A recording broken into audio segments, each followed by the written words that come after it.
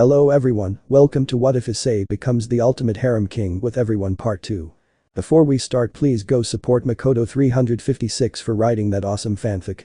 This is the translated version I made, there will be some mistaken character's gender, but of course Issei is a male. Chapter 17. The Holidays.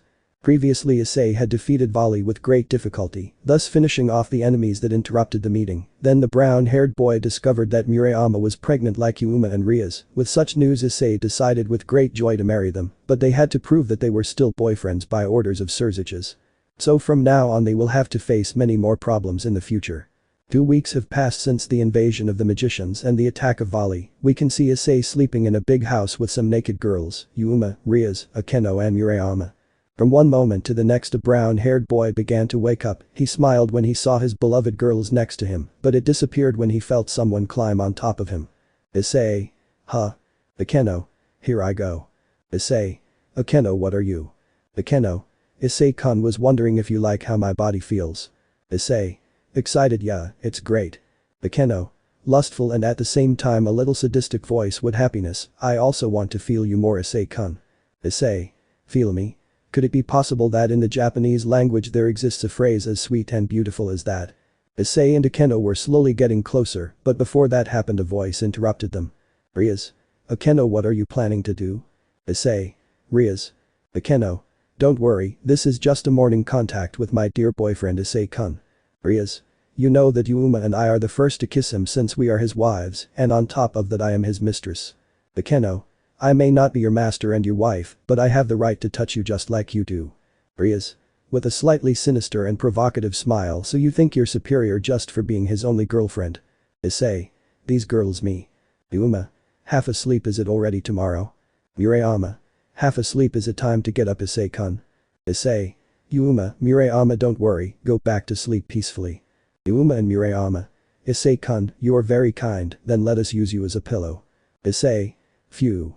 The two girls fell deeply asleep again. With this Issei sighed, since he didn't want them to get into the fight, but his tranquility lasted very little, since Rias gave her friend a strong pillow hit. Rias. Akeno, I warn you, don't try to keep what's mine. Akeno. It's not just yours, you have to share it. Rias, you really are selfish. The brunette at that moment returns the pillow blow, and then Rias returns it to her again. Issei. Girls, calm down please. Rias. Akeno, I just remodeled the house, so I won't let you destroy it. Issei. Are you expecting to remodel? What the hell? After a few hours, everyone left the now Hyoudou mansion to head to the academy. Issei was somehow happy, he now had a mansion and beautiful girls living in it, so far it was happiness for him. Later. Murayama. What are you going to do on vacation, friend? Hades. I'm going to go with my parents to the beach. Murayama. That sounds fun, I hope you have fun. Hades. Arigato, what are you going to do? Murayama. Blushes, maybe I'll keep my Issei-kun. Hades. Now that I see it, I realize your great change. Murayama. What do you mean? Hades. Before you were very rude to Hyoudou, you would always call him a perverted beast, you would hit him and above all you would treat him like a weirdo, but now he is your boyfriend, you take care of him, you give him lots of love, and you give him lots of kisses and hugs. Murayama. I feel bad for everything I did, but that doesn't matter anymore. Issei-kun forgave me everything and opened his heart to me just like I did. Hades. I notice a sparkle in your eyes. They're my friend, it seems that you are very much in love. At the other end of the room. Mitsuda. I'm glad to know that the holidays have arrived. Issei. It's going to be a few fun-filled weeks. Mitsuda. It will be great to see the girls on the beach. Motohama. That's why it's time to use my vision to the fullest. Wow, what have we got here? They're planning their sad and lonely summer, perverted trio. Motohama. What did you say? Issei. Who are you calling the perverted trio? Mitsuda. Stop bothering Kiryu Aika. The boys were fighting with the girl, then they started talking about Motohama's ability, which Aika confessed to having as well. She showed her ability by telling Issei the length and thickness of his member, surprising him instantly. Aika. Girls are very lucky. Asia. Lucky ones. Yuuma. Aika-san, what do you mean by lucky? Aika. Issei is gifted. Murayama. Gifted. Zenovia. Gifted in what? Aika. Please girls, you already know what I mean, that Issei is gifted in that which satisfies them at night. The girls finally understood what he meant and proceeded to turn red as hell. Issei. Idiot, don't tell them such things. Mitsuda. You'll see, this summer I'll get a girlfriend. Motohama. This is how you lead your words. In the hidden club. Issei. I don't need a girlfriend because I already have 4, so I don't need to provide anything to Aika. Asia. Kaneko-chan, what they usually do on vacation. Kaneko. Asia. Huh.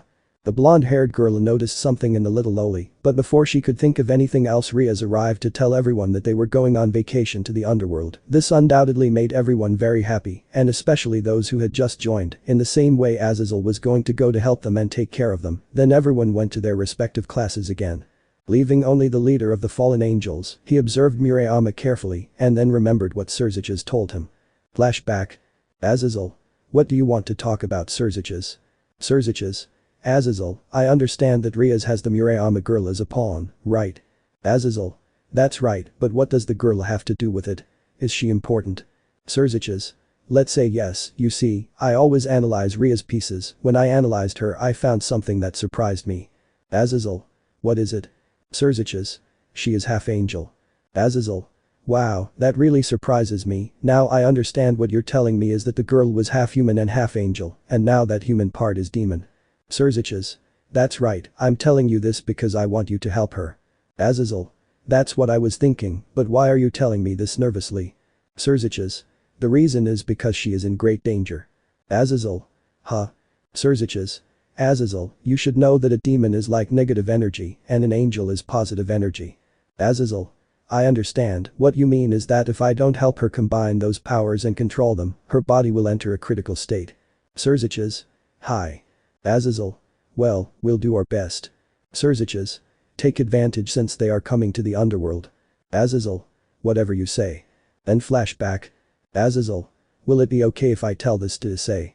But the most important question is which of the girl's parents was an angel. Chapter 18. The Underworld. Those from the occult club were traveling on a special train that was in the underworld heading to the Gremory mansion. On the train everyone was talking about what they were going to do when they arrived, but the only one who was distant from everyone was the little loli Kaneko. Issei, while talking to Murayama, saw this, therefore he gave himself the task of investigating her reason for which she has her like this. Then everyone observed that Sona and her entourage were in front of them. Issei. Kaichu. Rias. I see that we have now reached Sitri territory. I suppose that this is where you are going to get off, Sona. Sona. Sure, Rias, we'll see each other again. Rias. Hey. Saji. See you later, Hyoudou. Issei. Sure, see you later, Saji. Tsubaki. It's time to go, Kaichu. Sona. Hi, see you later, Hyoudou-kun. Issei. Huh? Sona was gone at that moment. Issei was confused as Sona said goodbye in a strange way. Rias was frowning as it was the first time she saw a sparkle in her eyes, but she left that thought for later. Now she would have to concentrate on going home with her entourage. After a few minutes, Rias was called by Azazel to talk about something as they left the club car. After a few minutes everything went black for everyone, so when they opened their eyes, they saw that they were no longer on the train, as now with astonishment they were in front of a great dragon.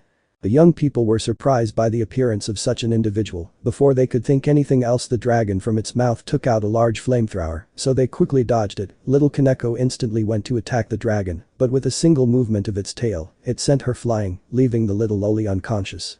Murayama hid behind a rock at the request of her boyfriend because she still did not know how to fight, already leaving her out of danger. The rest launched themselves to attack the dragon on Akeno's orders. Kiba activated his holy demonic sword and Zenovia in the same way took out her holy sword. The two at great speed gave him several cuts to defeat him.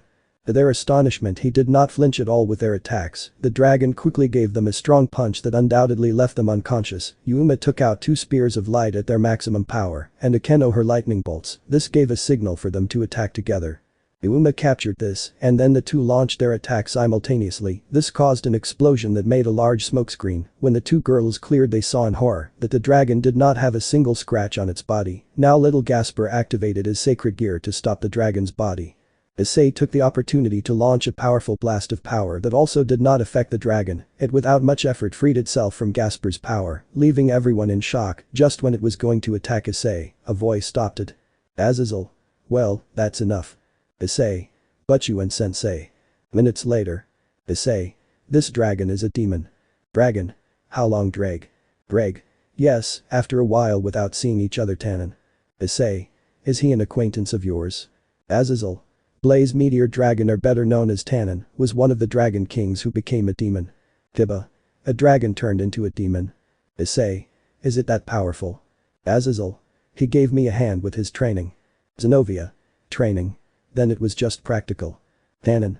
I came especially to do him a favor, don't forget that fallen angel. Azazel. Yeah, whatever you say. Rias. Is everyone okay? I truly apologize, I was against deceiving you, but I couldn't do anything since Ani-sama agreed to this. Azazel. I must say that it is also your fault for not preparing things properly, your delicateness and doubts are really a problem. Bakeno. It seems that this plan was made by a fallen angel. Azazel. Don't look at me like that, I would do anything to make you strong, after all I am your master. Issei. Hey Drag, why didn't you say he was an acquaintance? Drag. I didn't want to get into the game. Issei. Game? Drag. I noticed that Tannen didn't even use 1% of 1,000th of his power. Issei. I see. After giving the explanation of what happened, everyone went to the hot springs to relax and remove the dirt they had from the training, then everyone went to the Gremory mansion to rest and the next day continue with their training. Azazel gave each one a different training. Kaneko, her training consisted of removing her seal to awaken her true power, which was Imkai. Zenovia's was to be able to completely master her sword Durandal. Akeno trained with great displeasure her fallen angel power to master the holy lightning. Yuuma also tried to make use of the holy lightning, since Azazel told her that a combination between lightning and the spear of light would be an extremely powerful attack. Asia for her part trained her sacred gear to be able to heal her people heal faster. Murayama was trained by Azazel personally, since she without knowing it, the fallen angel tried to awaken her angel powers. Kiba trained with the demonic holy sword to concentrate more power, thus to give a critical attack to his adversary. Finally Issei trained with Tannen to have more resistance and to master his sacred gear. The 8 days passed quickly to give way to the Gremory party to receive Odin, the king of Nordic culture or the father of all. Meanwhile Rias told Issei about Kaneko's past, telling him that she was a survivor of the Nekashu clan and a descendant of the Imkai. After that moment everyone retired to the party. Issei for his part met Razor's younger sister, little Ravel Phoenix. Ravel. It's been a while, Sekiruyute. Issei. Are you the little sister of fried chicken? Ravel. My name is Ravel Phoenix Heavens, that's why I hate lower demons. Issei. How is your brother? Ravel. He's completely depressed because of you, but he deserved it anyway for bragging about his talents, so I'm sure it was a good lesson for him. Issei. I see you're tough on him. Ravel. After that I was transferred to my mother's family, so I'm practically a free bishop. Issei. Free. Does something like that exist? Ravel. Also. Little Ravel at that moment hands Issei a hidden object. Ravel. Here, I give this to you as a symbol of friendship. Issei. I can't accept something like this from you. Ravel. Well, accept it, this would normally be a gift for a high-class devil you, Sekiruyute, are a low-class devil, don't forget that, so accept this without complaint. Issei. You can stop calling me Sekiruyute, I have a name, Issei. Ravel. Then, I will give you the pleasure of calling you Issei-sama. Issei. Sama. Ravel. Then Mr. Issei. Ravel. Next time we meet I'll give you some tea or cake, blushes I've been making my own cakes lately. Issei. Huh. Ravel, I better leave and go receive more guests. Issei. Hey wait, sighing this girl is more confusing than Zenovia. After little Phoenix left, Issei noticed that Kaneko was planning to leave the mansion, he chased her as he did Rias. Meanwhile with Kaneko, she was in the forest walking.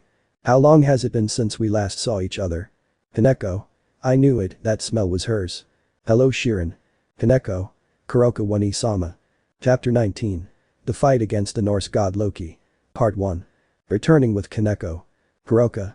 I'm surprised to see that you arrived at the moment when I appeared, that action really makes me happy on your part Shirin. Kaneko. What does this mean, One-sama? Kuroka.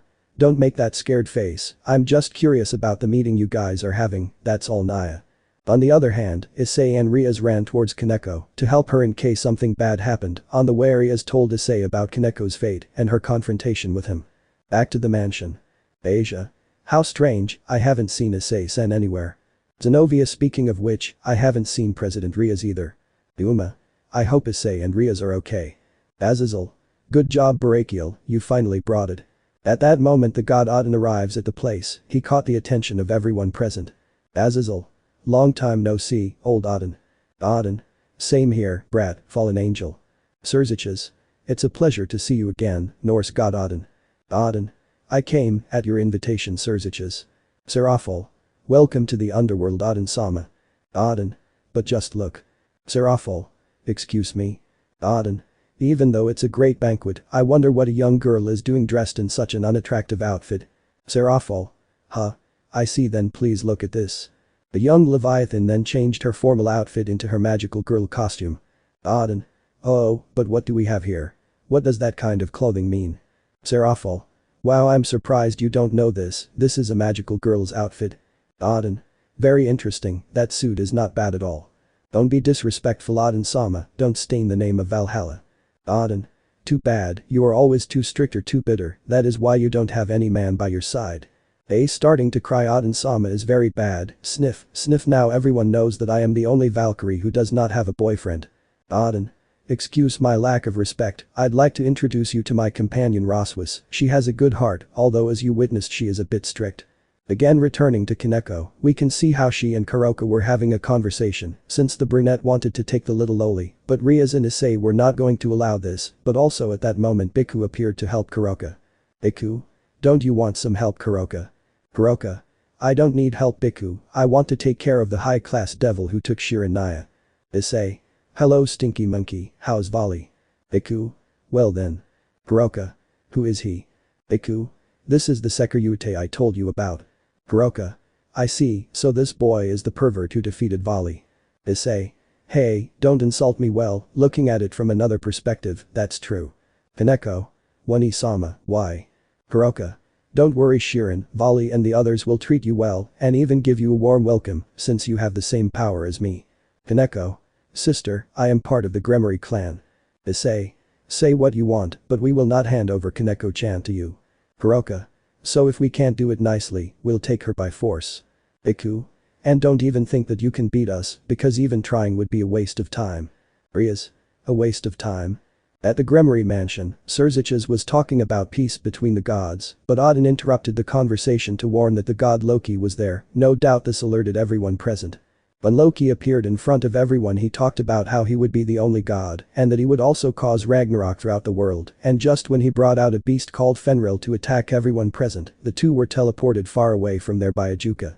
Again returning to Issei, he was surprised because his glove had changed shape again, thanks to the training he had with Tannen. He was currently fighting with Biku, while Issei and Rias fought with Kuroka, but more than attacking her they did not hit her. Issei felt frustrated, because despite his training, he was still too weak. Issei. Damn, I feel hurt, I can't believe I trained for several days with Tannen, and in the end I was defeated by a few simple attacks. I am undoubtedly garbage as Sekiryu. If I didn't have the legendary dragon inside me, I would be dead right now because of how weak I am. Rias. Issei. Kaneko.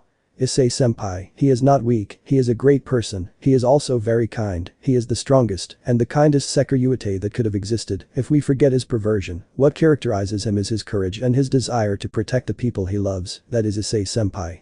Issei. Kaneko-chan, thank you, she's right, it's no time to hold back, what I have to do now is defeat Kuroka, but how will I do it? I remember Drake. The balance breaker will not change form and will become stronger if the bearer does not have a mental change in him. I see, that's what it was about. At that moment Issei stood up to close his eyes, leaving everyone confused. Rias. What will Issei try to do? Issei. Relaxing and remembering everything he experienced since Yuuma's arrival. Flashback. Anasiage.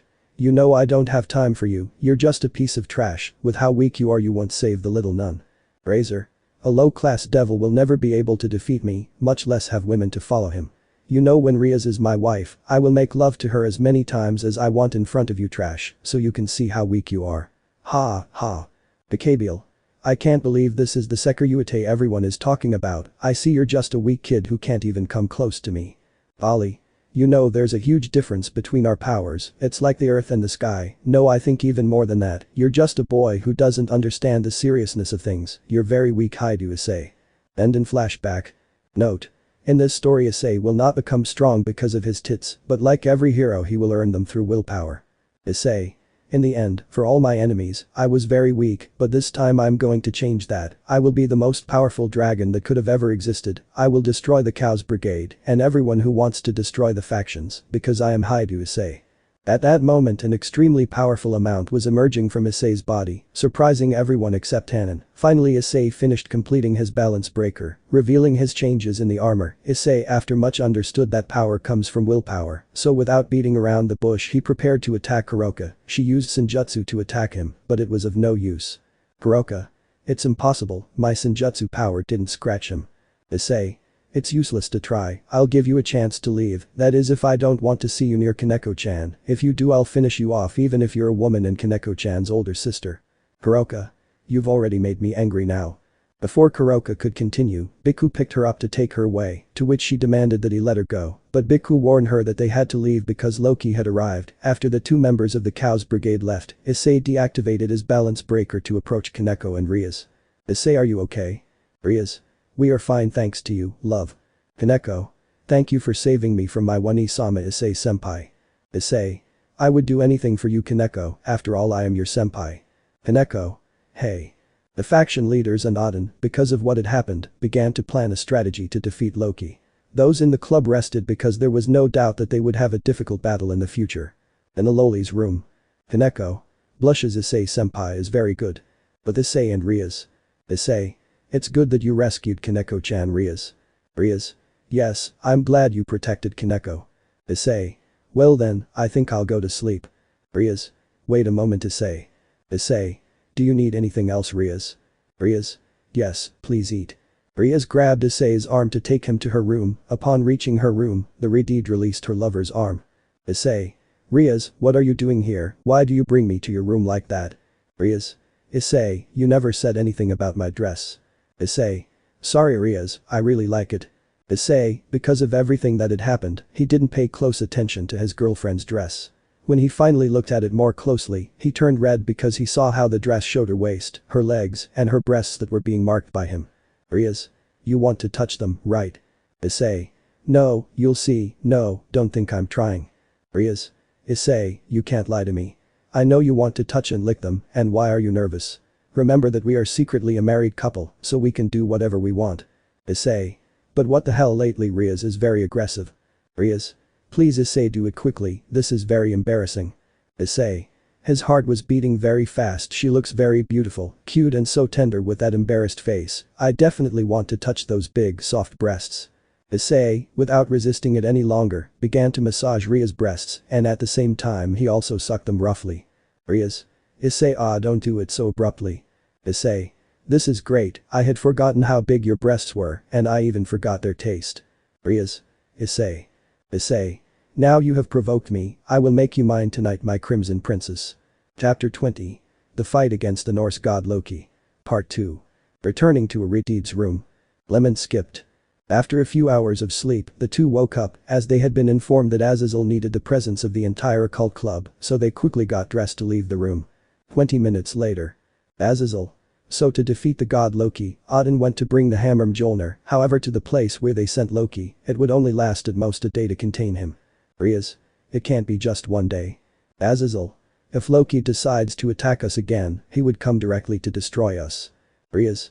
What you're trying to say is, if the three factions face each other, would there be a war like in the past? Azazel. Indeed, if that happens it would be like the Ragnarok that Loki mentioned, also the Chaos Brigade caused all this, they probably knew that this would be the beginning of the end. Akeno. I hope Mjolnir can beat him. Rias. Azazel, I ask you please to let me speak with Serzich's Sama. Rias entered the meeting room, she told her brother that they would go to stop Loki, with some difficulty he ended up accepting, but warned him that he could only send a few people to the place, so he would have to leave some of his servants. Rias agreed to her head, Serafall offered Sona, Tsubaki and Saji to go with Rias to stop Loki, Michael offered Irina which she gladly accepted, and Odin offered Roswas. After a few minutes everyone was gathered outside the Gremory mansion to be teleported to the place of the battle, everyone at that moment focused their attention on Roswas. As she had a battle suit that showed off her toned body, her breasts and her butt were being marked by it, Saji and Issei watched this pervertedly. Saji. Blush Hyoudou, are you watching this? Issei. Blush, I've never seen a battle suit like that, she certainly has a splendid figure. Rias and Sona noticed this, getting angry instantly. Rias was jealous because her beloved was watching the Valkyrie with lust. Sona got angry for two reasons, the first was because of the simple fact that her pawn was having indecent behavior, and the second because of jealousy, because she didn't like to see the same way as Rias, the lustful look of the brown-haired boy. But she didn't know that, so the two grabbed the ear of each of their pawns. Sona and Rias. It's time to go. Everyone from the club had gone to fight Loki, the only ones who had stayed were Asia, Murayama and Gasper. When everyone arrived at the battlefield they saw how Loki broke the seal, proclaiming that he was going to destroy them with Ragnarok. Loki summoned Fenrir, along with his 2 children and a dragon, in the form of a snake. Roswis. It can't be, this is very serious. Arena. There are 4 legendary beasts. Loki. Do you think you can stop me or are you afraid of a god like me? Rias. Guys, use everything you have to stop Loki, remember that we have to buy enough time. All. Haha. Issei. Let's go Saji.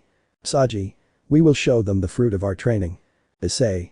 The time has come, balance breaker. Issei activated his full balance breaker for the 2nd time, many were surprised to see him, then with more determination they continued in battle. Kaneko, determined to accept her past, activated her Nekomata powers, thus remembering that Issei was going to protect her from everything. Akeno also decided to use her fallen angel powers in order to increase the power of her lightning, which when adding the power of the fallen, changed from its yellow tone to a navy blue tone. Irina, to Zenovia's surprise, was no longer human, she was now an angel. The blue-haired girl understood that Michael had reincarnated her into an angel. Yuuma. Everyone used a hidden power during training, it's time for me to show what I achieved too. Issei. Yuuma-chan, be careful. Fenrir, when he saw the girl's distraction, decided to attack her. Yuuma realized this and quickly put his hands together. Everyone saw how his pink spear that he used to make took on a greenish tone and showed how small rays came out of it. Also from each end of the spear came out a type of energy, as if it were fire. Note. I got this idea from Ulquiorra from Bleach.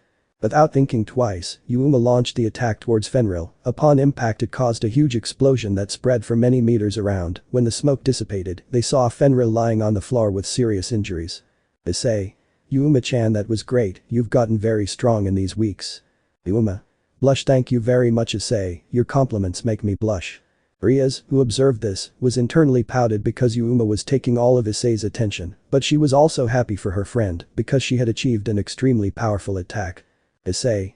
Yuuma-chan, how did you manage to do that? Yuuma. Azazel-sensei told me to combine my light spears with the holy lightning, I did it and it worked out luckily. Akeno. I thought only certain fallen angels could do that kind of technique. Yuuma. I thought the same, but I found out that my mother was apparently a high-class fallen angel. Akeno. I see. Yuuma. But the attack can still be perfected further. Issei. Amazing. Loki, like the others, was also surprised, but after a few seconds he changed his attitude to one of rage. Loki. You are certainly an obstacle to Ragnarok, now you will see what a godlike does to me. Issei. Now I got angry. Loki proceeded to make a massive attack that hurt many, then Rias made use of the phoenix drops to heal them. When everything seemed lost for our heroes, Roswis reported that she had arrived. Everyone turned to see how a hammer came down from the sky. Immediately Loki understood that it was just a distraction to bring Thor's hammer. Rias. Issei, go. Issei. Hey. Issei quickly went to grab the hammer of the god Thor. When he was about to grab it he was bitten by Fenrir. When he let go Issei lost his balance breaker, revealing his bite wounds on his body. Everyone for a moment was in complete shock by such a scene. Yuuma at great speed went to where Issei was, she gently put her head on his legs. Issei. Yuuma-chan, forgive me, cough, cough, I couldn't grab the hammer. Yuuma. Issei-kun, don't worry, everything will be fine. Rias also came down to attend to him. Rias. Issei. Issei. I also apologize to you Rias. Rias. Issei, please hold on, I'll bring more drops for you. Issei. Rias, Yuuma loves them. Yuuma. Crying, wait, don't you dare die, no Issei-kun. Rias. Crying, Issei, wake up, wake up, wake up.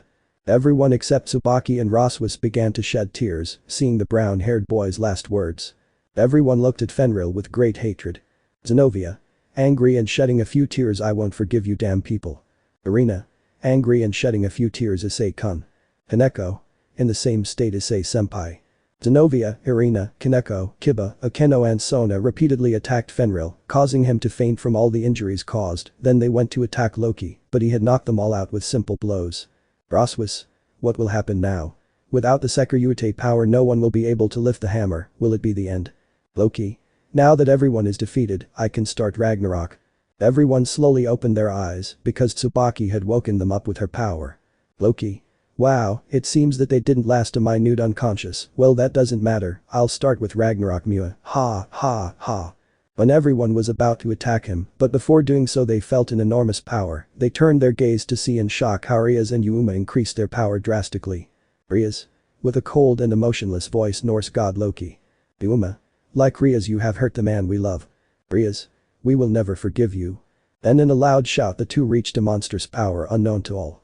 Rias no longer had her school uniform, she now had a red kimono full of strange marks, which gave her a terrifying appearance. Her nails were longer than usual, their color was a purple tone along with her lips, her blue eyes were now yellow color, her pupils were slit as if she were a wild animal, she had 2 horns of demonic energy on her forehead. And finally she had 6 demon wings instead of 2 as usual.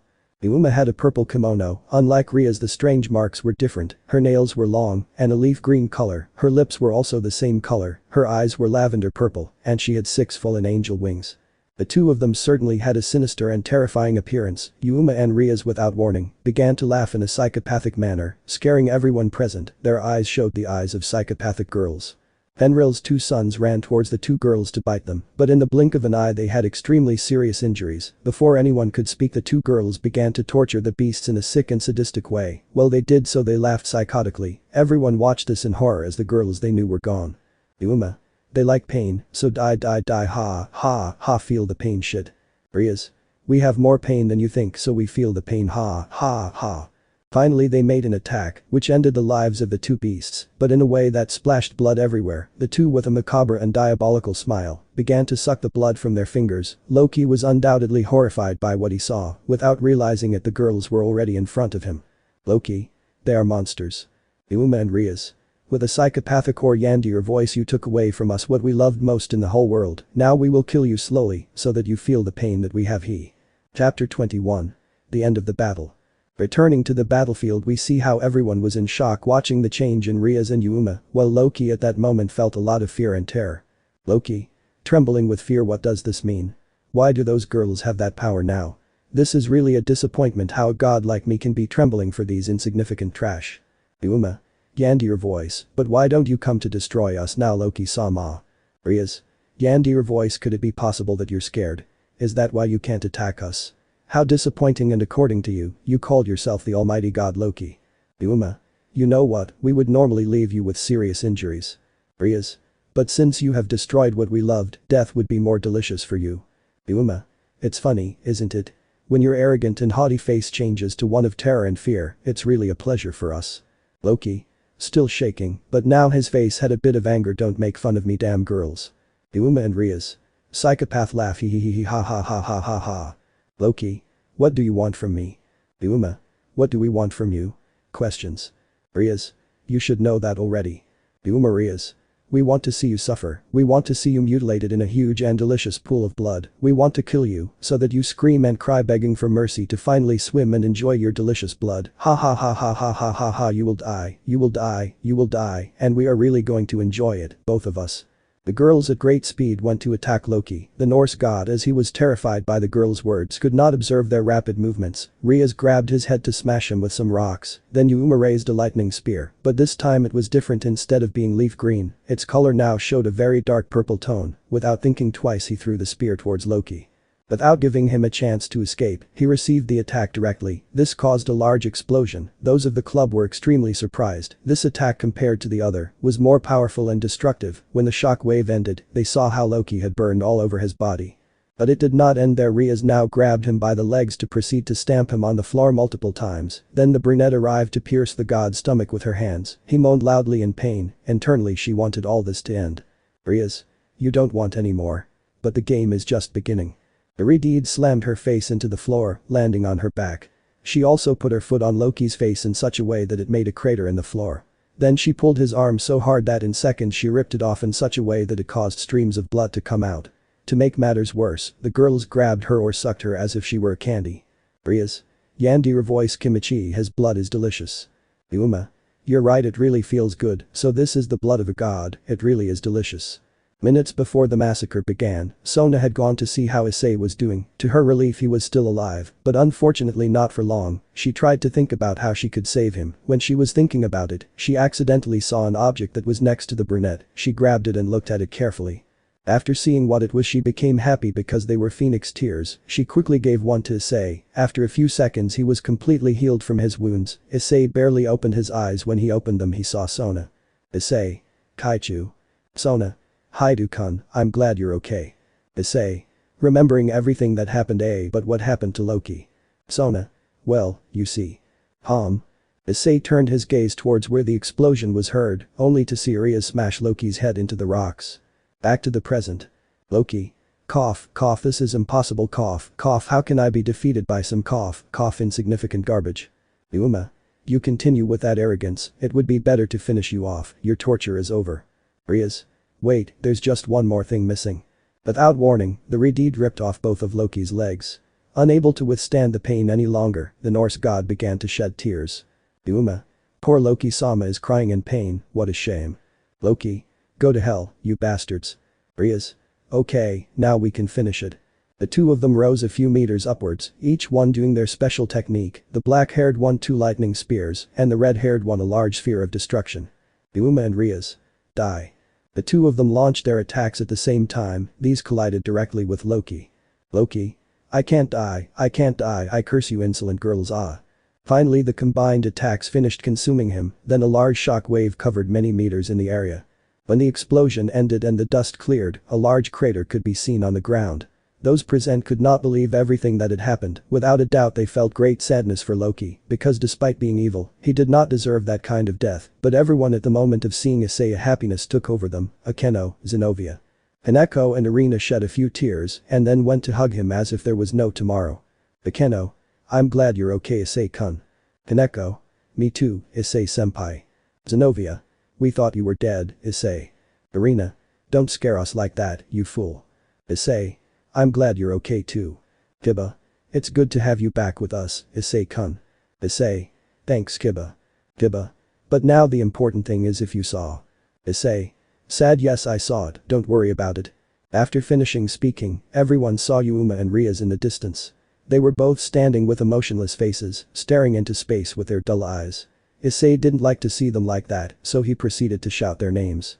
Issei's voice had a great effect on the girls as their eyes had once again regained their shine and their appearance returned to what it was before, as well as their academy clothes.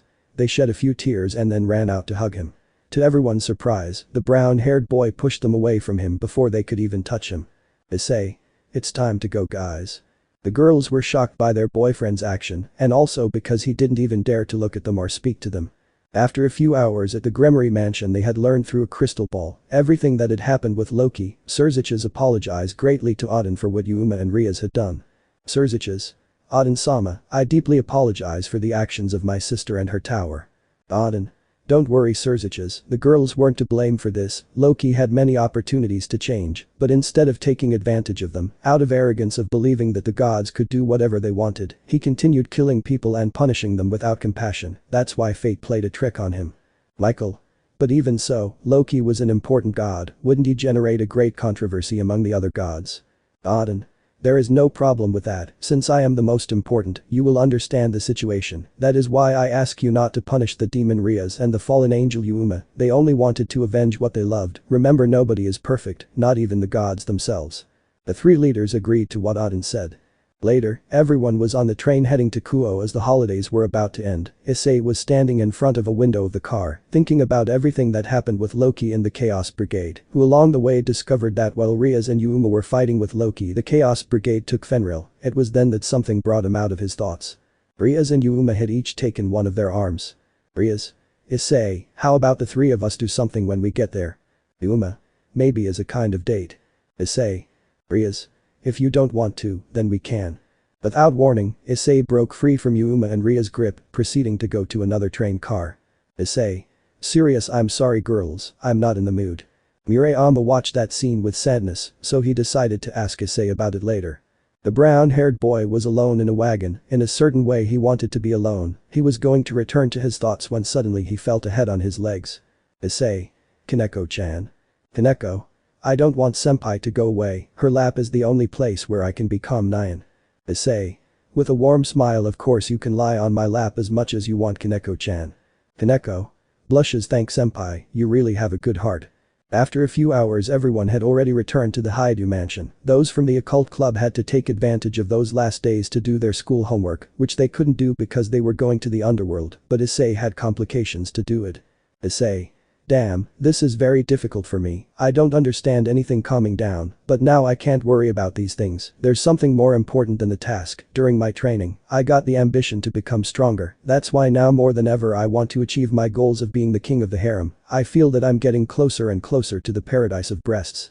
For that reason from now on I will concentrate on improving or creating a new technique for dress break. Knock, knock, knock. Issei. Yes. Akeno. Issei-kun, I brought you some tea. Issei. Akeno-san. Minutes later. Akeno. Let's see, in this part you made a mistake here. Issei. Huh. Akeno. Wow, is there something you still don't understand, love? Issei. No. Akeno. Whispering in her ear with a sensual voice, please don't hold back, I'll show you everything you want. Issei. Huh. Akeno. What's wrong? Issei. It's nothing, I'm really sorry, I made you help me with my homework. Akeno. Don't worry, that's also my duty as your girlfriend. In exchange for that there's something I want to ask you. Issei. What do you need, Akeno-san?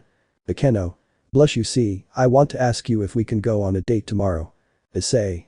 What date? Akeno. Don't you want to have one with me? Issei. It's not that, what I mean is that what you just told me was very sudden. Akeno. So can I go on a date with my boyfriend? Issei. Of course Akeno, after all you are my girlfriend, so I have to feel you in what you ask me. Akeno. Thank you, honey. The brunette gave Issei a small kiss, then left her room. Issei. Okay, now I definitely have to finish the task. Issei finished his tea and his sandwich to continue finishing the task. A few hours passed until he was finally able to finish it. The brown-haired boy was ready to rest, but he couldn't because there was a knock on his room. It was the tender and sweet Kaneko. Issei. Kaneko-chan. Kaneko. Issei-senpai, can I stay here for a while? Issei. Hey. Kaneko. Blushes, well you see senpai. Issei. Tell me Kaneko-chan, what do you need? Without warning, the loli launched herself towards Issei to give him a tender kiss on the lips. Issei. Blushing Kaneko-chan. Kaneko. Blushing and excited, senpai, I want you to make me yours. Chapter 22. The last nekashu for Issei. Kaneko. Blushed and excited, Issei-sama, I want you to make me yours. Issei. Huh. Kaneko. Please Goshijin-sama, I want you to make love to me. Issei. Blushes, have hex with Kaneko-chan. Can't I do that? The sweet girl activated her nekashu mode and then got on all fours, as if she were a kitten. She got closer to Issei and with a tender voice said. Wouldn't Issei-sama be satisfied with me? Issei was bewildered, he couldn't believe that Kaneko was saying that kind of thing. Also another detail that he noticed was that now Kaneko was more respectful towards him and that in addition to that she called him Sir or Master. Issei. That's not the problem, Kaneko-chan is my kmai so I can't. Kaneko. I may have a small body and unwanted breasts, but I can still have hex and I can also have babies, I'm ready for that. Issei. Blood coming out of his nose, Kaneko-chan, don't say those things, you must not be a perverted girl. Kaneko. I just want to please the man who became my master and who also made me accept my origins. The girl did not let Issei speak as she took off her white kimono, remaining completely naked, then she launched herself as if she were a pet to lick Issei. The brown-haired girl tried everything possible to make Kaneko see reason, but there was no result. With each moment that passed, she could not resist the pleasure as much. From one moment to the next she could not stand it any longer and kissed the pleasure. The first thing she did was throw Kaneko on her bed in such a way that he was on top of her. The white-haired girl was surprised by Issei's sudden act. Kaneko. Blushed and nervous, Issei-sama can do whatever he wants with me, but please be gentle.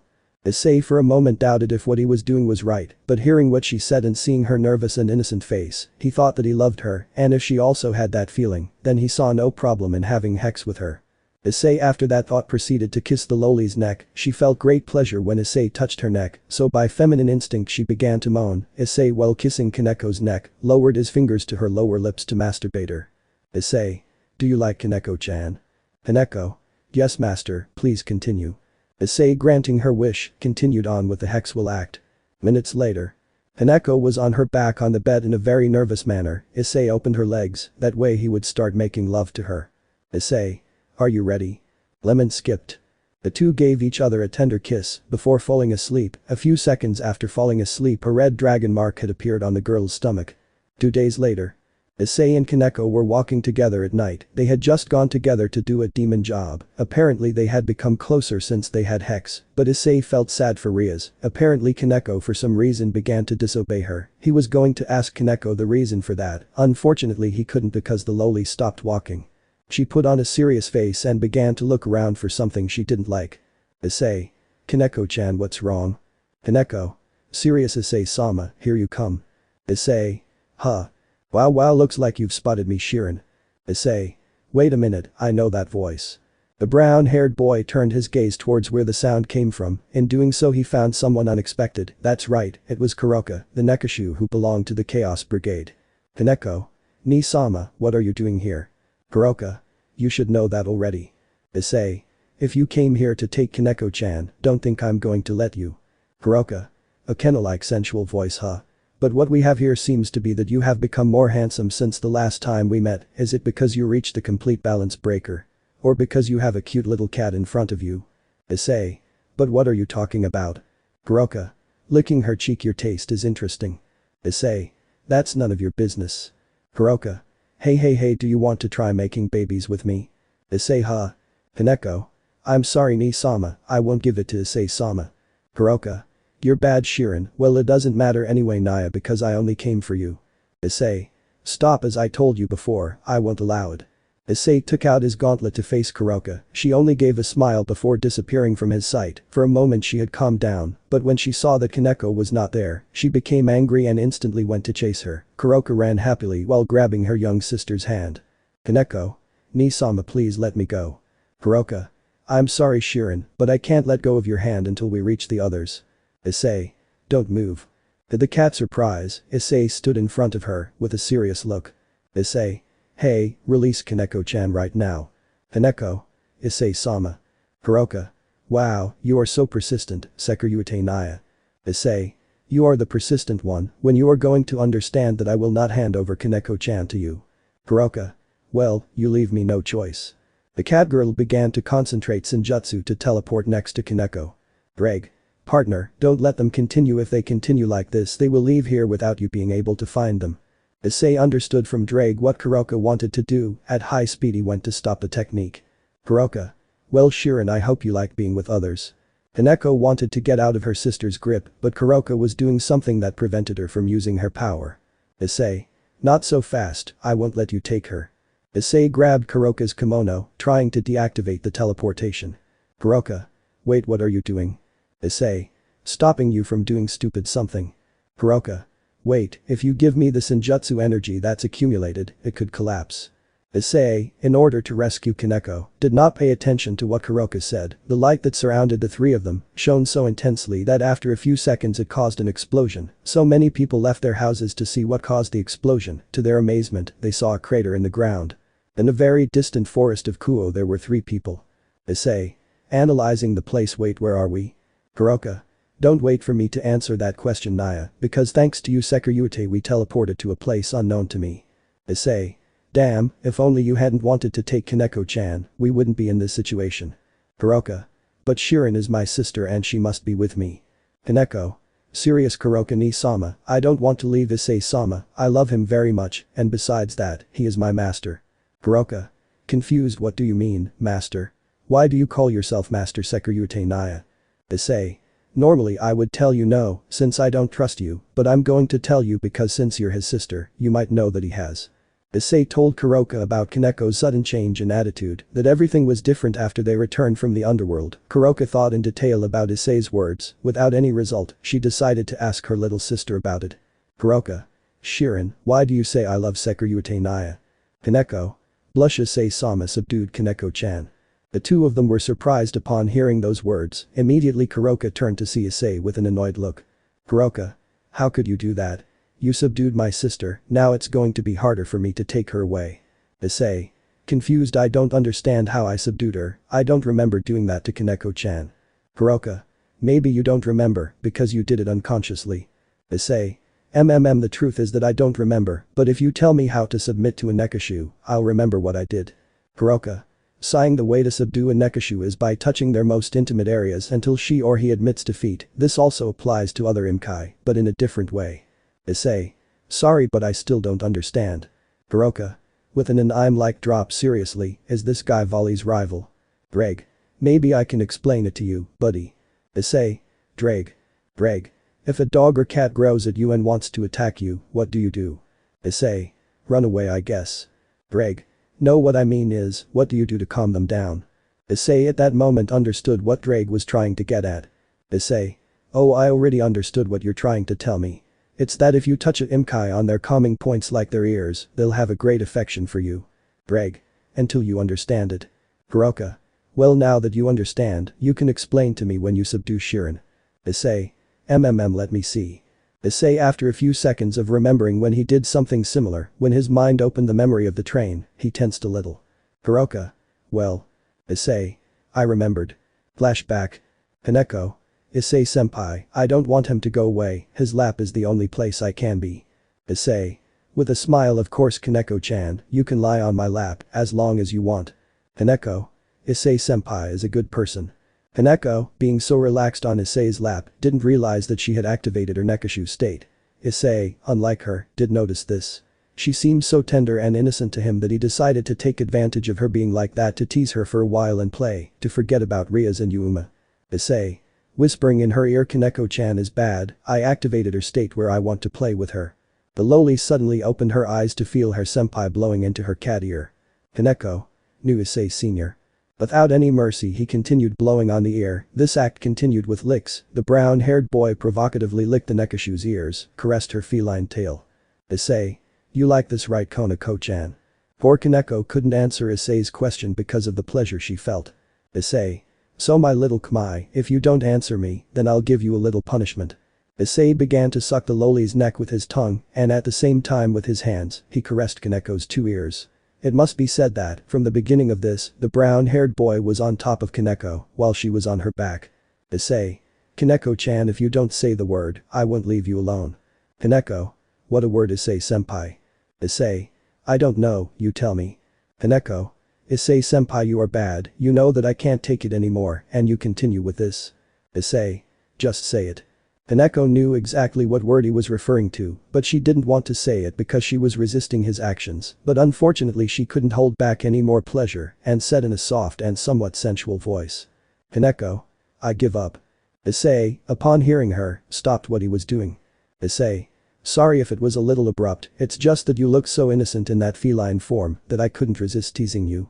The girl didn't say a single word to him until after a few seconds she told him to leave her alone. Issei thought that maybe she had gotten angry with him for the joke or the game, so he decided to leave her alone because he believed that he didn't give importance to what followed. Kaneko was sitting on the floor with an excited expression. For a moment her honey-colored eyes changed to violet ones. Then flashback. Hearing Kuroka's little story for the first time in front of Issei or anyone else, she changed her attitude from a sensual and bad kitten to a serious and angry one. Kuroka. Sekiryu-ite, I want you to free my sister. Issei. Excuse me? Kuroka. Release her right now. Issei. Hey, calm down, don't stress yourself out like that, anyway I want her to be freed, I don't want her to be with me because I'm her master, so what do I have to do? Kuroka. It's easy, say her name first, then your name with what you are, and what you want to do in the future, and finally you want to free her. Issei. Okay, here I go, Kaneko Taoju, I Hyoudou Issei, current high school student and current Sekiryu-ite, future king of the harem, free you from. Kaneko. Issei-sama, wait, don't do it, if you say that you will not only free me, but I will also forget about you. Issei. Huh. Kaneko. That's right, if you say those words, I'll lose all my memories of you. The brunette was surprised by what Kaneko said, if that was the consequence of freeing her, then he would prefer to have her submissive to his will. Issei. If that's the case, then Kuroka, I can't release her, I don't want to lose her. Kuroka. That doesn't matter to me, I just want to have Shirin back.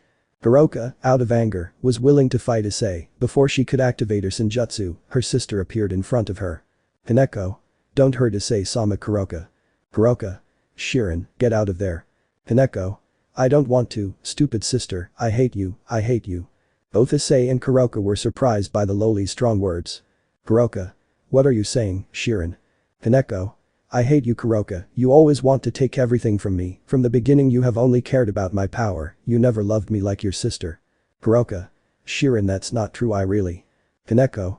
Do not tell lies, you never showed even a single bit of love, but that does not matter to me, you do not matter to me anymore, I stopped loving you a long time ago, the only thing that matters to me is my life, that life that you ruined for several years. They tried to capture me, they hated me for being your sister, so they tried to kill me many times. That is why I hated that power, because it reminded me of you. To my happiness Issei-sama came into my life, he did several things that you could not do as a sister, he took care of me, he did not treat me differently from the others, and above all he showed me great affection. I am not tied to him, because he has submitted me, but because I have fallen in love with him. Kuroka. Sad Shiranai. Hineko. Crying, I don't know why I'm telling you this, you would never understand what love is, you only care about your image, your pride and your well-being, you wouldn't be able to sacrifice yourself for others. Kuroka. Hineko. I'll just tell you this last thing in my entire life, I'll go home, you can go back to the group where you belong, after that I don't want to see you again. Issei. Kaneko, I know Kuroka committed several bad actions, but you shouldn't talk to her like that, she's your sister. Kaneko. Issei-sama, that woman is not my sister, she is just a stupid stray cat. The lowly, without resisting, ran into the depths of the forest. Issei felt sad for what he saw. I remembered yesterday when he went out with Akeno. After the date, they had met his father. There, Akeno told him several things that broke his heart, but in the end it turned out that Akeno had forgiven him. Issei. Kuroka, are you okay? Kuroka's sad expression changed to a childish one. Kuroka. Don't worry about my Sekirute Naya, she'll get over it later. Now I have to go find her and take her with me. Issei. Wait, you didn't care about those words. Kuroka. Not really. Issei was about to get angry with her, but instead he worried about the girl. As he watched a treacherous tear come out of her eye, the brunette somehow wanted to bring them together again. He thought for several seconds, until he managed to have a brilliant idea. Issei. Kuroka, I need to tell you something. Kuroka. What's up, Sekirute Naya? Issei. I want to have a bet with you. Kuroka. What kind of bet? Issei. If I manage to subdue you in 10 minutes, you will not only come with me, you will also go apologize to Kaneko-chan. For a moment the Nekashu was surprised by the type of bet. Kuroka. And if you don't win, what do I get in return? Issei. I will release Kaneko, so you can take her freely without objecting us, and if the others get angry about it, I will make that fury fall on me and not on you. Kuroka couldn't refuse that deal, if he told the truth she could have Shirin, without anyone going against her. Kuroka. Well done, Sekirute Naya. After accepting the deal, Kuroka used a magic circle to summon a small wooden house. Kuroka. Okay, that's it. Issei. Wow, I can't believe you did that. Kuroka. Normally I would say here on the ground, but since I know you're going to lose, I'll leave you locked in the house after I take Shirin. Issei frowned, what he hated most about Kuroka was that arrogant and proud side, he left that aside to proceed to enter the cabin with Kuroka. Minutes later Kuroka was on her back on the bed, while Issei remained on top of her. The brunette did not want to continue with his plan, since for some reason he liked to see Kuroka nervous. She, despite having a perverted and sensual attitude, really deep down, she was a virgin girl who felt nervous that a boy was on top of her. Issei. Are you ready? Kuroka. I wouldn't want to do this, but since I want to take Shirin without anyone intervening, I have no choice. Issei. Here I go. Issei, just like with Kaneko, began to blow Kuroka's ears. She was shocked at that, she was going to complain to Issei, but he continued blowing her ears. Issei. Does it feel okay? Kuroka. I don't feel well. Issei, after blowing into her ear several times, proceeded to lick the center of her ear with his tongue, as if it were her vagina. The Nekashu felt more and more strange, she wondered how she allowed a man to lick her like that. Issei. Kimchi, your ear tastes good. Kuroka. Shut up, don't say those weird things. Issei then with his fingers began to massage her ears sensually, while licking her neck. Kuroka. Naya, not that. Kuroka increasingly felt excited by what Issei was doing. For his part, the brown-haired boy seeing her face like that, his heart began to beat strongly. For some reason he liked to see that face. But not only that he wanted to be the only one to see it, he wanted to provoke only that expression. He did not understand the reason for that thought.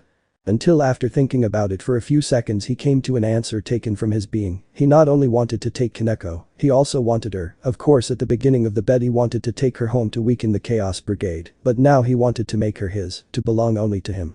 He did not want Vali to have her, and that change of plans rose because he realized that he unconsciously fell in love with Kuroka. When the moonlight entered through the window and was reflected in Kuroka, Issei saw the beauty in front of him. Issei. Kuroka, thinking about it, now more than ever I'm going to subdue you. Kuroka. Huh. Issei. You will be mine and no one else's. Anyone who tries to hurt you or even thinks about touching you will die. For some reason Kuroka blushed at what Issei had said, although they were few words they really said a lot. Kuroka. Now that I've got you, a few weeks ago you were threatening me not to take. Shirin, you hate me, and now you say you want to make me yours. Issei. People change, besides I never said I hated you. Kuroka. As if you could do it anyway. Issei. You'll see, yes. Aniko couldn't say anything else, for the reason that Issei at a rapid speed began to massage her breasts while sucking on her ear. Kuroka. Hey, I already told you not to do that, baka. Issei. As if I care. Kuroka. Anyway, it seems like 5 minutes have passed, if you keep attacking my ears, I don't think you'll be able to make me yours. Issei. You're wrong, my Nico. Kuroka. Hey, what do you mean? Issei. I just realized that you Nico, your ears are your most sensitive point on your body, even more than your tail, but if I do this I will have a huge advantage. Without warning he pulled both of Kuroka's tails in such a way that it seemed like he was masturbating them, with the other hand he caressed her ear, and with his mouth he licked her neck. Kuroka. Naya, I already told you no. Kuroka couldn't even speak, she felt so much pleasure that she really couldn't resist anymore. Why didn't she oppose this? She didn't think things through clearly. If she wasn't so obsessed with taking her sister, she would have remembered that Issei had already subdued her sister, so he took into account that the ears were the most sensitive point. If only she had noticed she wouldn't be about to be subdued. Issei still couldn't resist anymore, he no longer wanted to subdue her, now he just wanted to make love to her more than ever, he needed to have all of her. The brown-haired boy returned to licking her ear, but this time his hands were massaging her breasts. Now that he touched them, he realized that they were the same size as Rias, Okeno's and Yuuma's. Kuroka began to move her body unconsciously, her hands hugged his neck, and out of nowhere she planted a kiss on Issei. At the moment of kissing her he felt a charge of emotions, now with that action he had fallen more in love with the girl. Issei. Kuroka, you finished me off. Kuroka. Nervous, no I don't. Issei. You better leave that pride and arrogance, it doesn't work with me anymore, I know you want to give up so say it. Kuroka. Issei. I will pamper you every day I promise, I will spoil you, and I will take care of you even more than Vali does. That was the straw that broke the camel's back. Kuroka. Issei. Kuroka, you will be mine. Kuroka. I give up. Saying that, Issei let her ears rest, along with her breasts and her two tails. He looked at his watch, and exactly 10 minutes had passed when he said he gave up. Issei got up from the bed very excited, he wanted to leave Kuroka for a few seconds. She sat on the bed slowly, her hair covering her face because she was crouched down. Issei. Kuroka.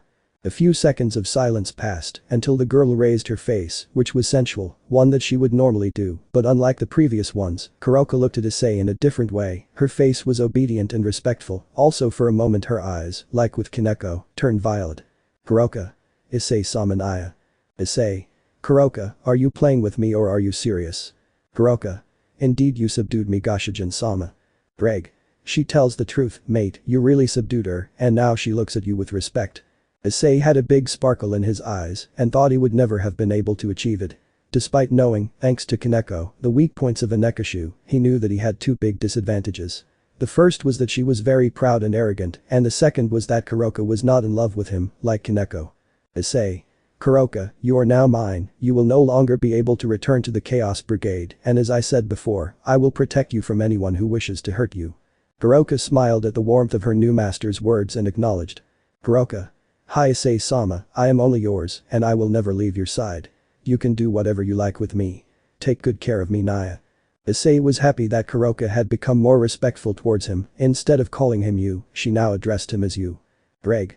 Partner now follows the following. Issei agreed at what Drake said, he knew he only needed one more thing, mark Kuroka, and taking advantage of the fact that he was excited, he would do it without thinking twice. Kuroka. Issei-sama Naya. Issei. Kuroka. Lemon skipped. Kuroka. Issei-sama Naya is bad, he made love to me, and now I can get pregnant. Issei. NTP I will take responsibility, after all you are my kitty. Kuroka smiled at what Issei said, she approached him and hugged him tightly, while she pressed her cheek against his and purred. Kuroka. PRRRRRRRR, Issei-sama Naya is so cute. Issei. I'll spoil you later yes Kuroka. Kuroka. Huh. Issei. Now that you are mine, you have to do what I told you. Kuroka nodded sadly, she had to apologize to her sister. She put on her panties, her kimono and her sandals, and went out to find Kaneko. To her surprise, she was standing in front of a tree a few meters from the cabin. Kuroka. Shirin. Kaneko. So Issei-sama subdued you. Kuroka.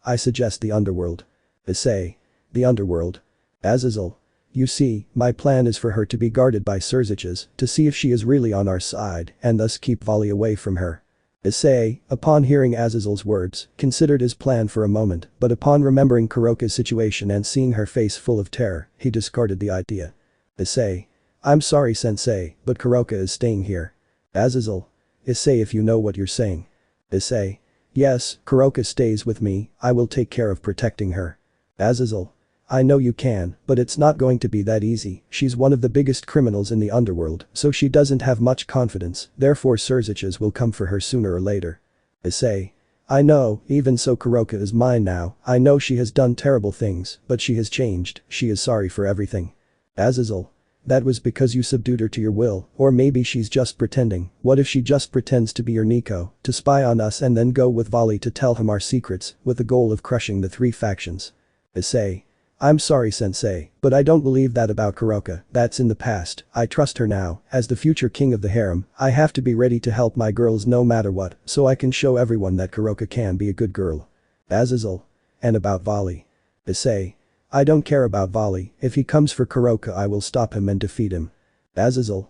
Issei, you may have fully achieved balance breaker, but that doesn't mean you can defeat Vali, and I'm not saying you're useless, on the contrary, I put my faith in you, but I honestly don't think you'll defeat Vali. Issei. I don't care, Kuroka is staying here with me, she is mine and only mine, I will not allow my kitty to be taken away from me. The brown-haired boy suddenly hugged Kuroka in a loving and possessive way, Kuroka for her part blushed at his words, she finally understood that this was love, which Issei was showing her. Those in the club had great astonishment on their faces, Issei with what he said seemed to speak of betrayal against the factions, but really he only wanted to protect something very precious to him, besides that the girls were jealous of how Issei spoke of Kuroka and hugged her with great affection. Issei. I'm sorry sensei, but Kuroka is staying here, at first I only subdued her to weaken the Chaos Brigade, but when I saw that inside her was a kind and tender girl, I began to fall in love with her. Rias. I understand now, by subduing her with a love that rose from you, Kuroka brought out those feelings that were sealed deep within her being, and that is why you trust her, because that way you will teach everyone the value of a second chance. To everyone's surprise, Issei answered Rias with a nod, Kuroka was equally surprised, not only did Issei subdue her to keep her away from the Chaos Brigade, or to make her his, he also did it because he loved her with all his heart, in order to protect her and give her that affection that she had never had in the past, she was very happy to have that kind of person as her master. Azazel. I see if that's the case, I'll support you with that, I'll talk to Surziches this afternoon, to see what he thinks about this, I hope everything goes well because if it doesn't, I'll have to take Kuroka to be guarded of course if Surziches decide that. Issei. Okay, sensei. The fallen angel with a small smile, said goodbye to everyone to travel in a magic circle to the underworld. Kiba and Gasper leave Issei's home while Roswis left the room. Issei. Kuroka. Kuroka. Yes, Issei-sama. Issei. Welcome to the family. Kuroka with a great shine in her eyes, launched herself towards Issei in such a way that they ended up on the ground, Kuroka hugged him tightly while purring tenderly on her cheek. Kuroka. I like being Issei-sama Naya's kitten. Issei. Happy and playful I also like that you are my cute Nico, Kuroka. Akeno. Ara this girl has been very affectionate with my Anata. Asia. It's not fair that I'm with Issei-san. Murayama. I also want to be like this with Issei-kun. Kaneko. Ni-sama Issei-sama is not yours alone. The girls were instantly pulling Issei along in order to keep him for themselves. Issei. Girls wait. The next day everyone went to classes normally, while Surziches upon hearing Kuroka's situation, accepted with a smile that Issei could stay with her. This surprised the fallen angel for a moment, but he in a certain way already expected this decision from the Demon King, since he considered Issei almost as a younger brother if the brown-haired boy had confidence in Kuroka. Then Surziches would too, although with a small condition, and that was that Azazel kept an eye on her. At first this bothered Issei, but if that was the condition for Kuroka to be able to walk freely in society, he would accept it without complaint. At Kuo Academy, in Issei's classroom a new student had arrived. And indeed it was Kuroka. Azazel had told her that in order to keep a better eye on her, it was necessary for her to attend school. At first she flatly refused to enter, so Issei pampered her and indulged her for a while to go. As he was her master Kuroka could not refuse an order from him, and even more so when the brown-haired boy gave her a few caresses. When Kuroka showed up at school, many men were fascinated by her beauty. Upon arriving at the classroom, she entered to introduce herself to everyone. Kuroka, with her new look, surprised even Issei. Her nekashu state had deactivated her. She had the academy uniform. Her shirt was unbuttoned enough to reveal a bit of her D-cup breasts, and her jacket was tied around her waist. Issei had a blushing and perverted face. His kitten looked very beautiful dressed that way. Kuroka, when she saw Issei, tied herself to Issei, pulling him out of his chair. Issei. Kuroka. Kuroka. Issei-sama, I'm glad to be with you. Motohama. Damn Issei. Everyone in the room now couldn't believe it. The biggest pervert in the room had another girl under his feet. In the Hyoudou mansion there was a Zenovia training. Knock, knock. Zenovia. Hey Issei. Issei. Sorry to interrupt, it's just that I saw the light on. Zenovia. Don't worry, it was almost over anyway. Issei. Zenovia, can I ask you, why are you training at this time? I know that training is necessary to strengthen us, but we must take advantage of these days of peace. Zenovia. It's that I want to surpass Kiba. Issei. Huh. Zenovia. Kiba is a very talented person, unlike him I am very weak, I don't think in my current state I can help anyone. Issei. That's not true, you are very strong Zenovia, I really admire you. Zenovia. Thank you Issei. Issei. That's why I want to give this to you. The brown-haired boy, through his sacred gear, took out the sword that Michael had given him a few weeks ago. Issei. Use it. Zenovia. But. Issei. It may not be as strong as Durandal, but this will still help you in future fights. Zenovia. Are you sure? Issei. Of course I don't mind if I share it with you, ask for it whenever you want. Zenovia. Thank you. Issei. You're welcome, we are partners after all. Zenovia. Issei, if you don't mind, I would like to ask you something. Issei. Sure, tell me. Zenovia. Someday you will leave Butcher Rias and go your own way. Issei. That's right, one day I will leave the Gremory clan to follow my dreams of being the most powerful Sekiryu and the greatest Harem King. Zenovia. Asia told me she would go with you if that happened. Issei.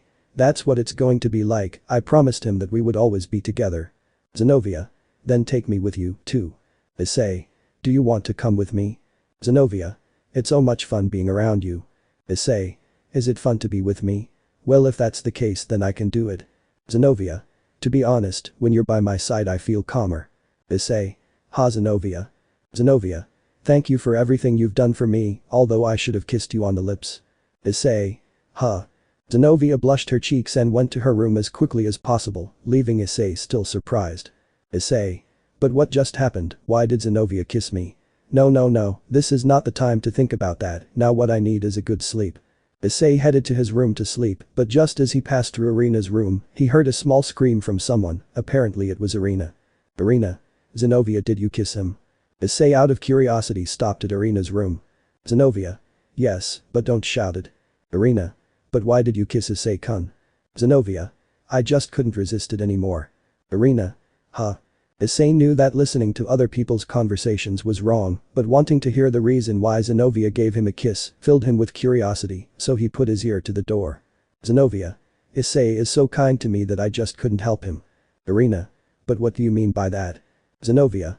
I've fallen in love with Issei. Irina. In love. Issei, upon hearing that, made a face of disbelief. With his index finger he cleaned his ear to see if he heard correctly what Zenovia said. Zenovia. Yes, I have fallen in love with Issei. Irina. Zenovia, are you sure what you're saying, or are you saying this because you want his child just because he's the Sekiryu? Zenovia. At first it was my goal. Issei. Seriously, that was his goal. Now I understand why he wanted me to make love to him that time in the pool. Zenovia. But as time passed my goal disappeared. I do want a child with him, but I want it to be born from a mutual love between us. Issei is the first who makes me feel this feeling, his nobility, his kindness, his desire to protect things, his loyalty, his big heart and even his funny perverted side, make him unique. Irina. And you're going to tell him your feelings? Zenovia. I don't feel ready for that. Irina. And that? Zenovia. Because he will surely reject me. I am not very pretty like Rias Butchu, Akeno vice Butchu or Yuuma. He only wants women who are strong or who have great attributes, that is the reality. He will not want a woman like me, that is why I am always jealous of all the girls, because I know that I will not have what they have. Irina. And you're not worried about being part of her girl group? Zenovia. Not at all, I just want him to see me like all the girls, to be perverted with me and make me his. When he told me he was his partner it made me sad and I understood that maybe I won't have the chance. Issei couldn't help but feel a pain in his chest. Zenovia was in love with him and she didn't tell him because she felt inferior to girls. Irina. Yes, sometimes Issei-kun can be a baka, but I have known him since we were children and I know that he would accept your love. Zenovia. You say that because you're really in love with him too. Irina. Blush, but what are you talking about? I'm not in love with anyone. Zenovia. Irina, you can't hide it from me. Do you think I don't know how you saw it? When I said all this, I could see from your face that you're also in the same boat as me. You're afraid of being rejected. Irina. No, I want Issei-kun, but as a friend, besides I don't like perverts like him. Zenovia.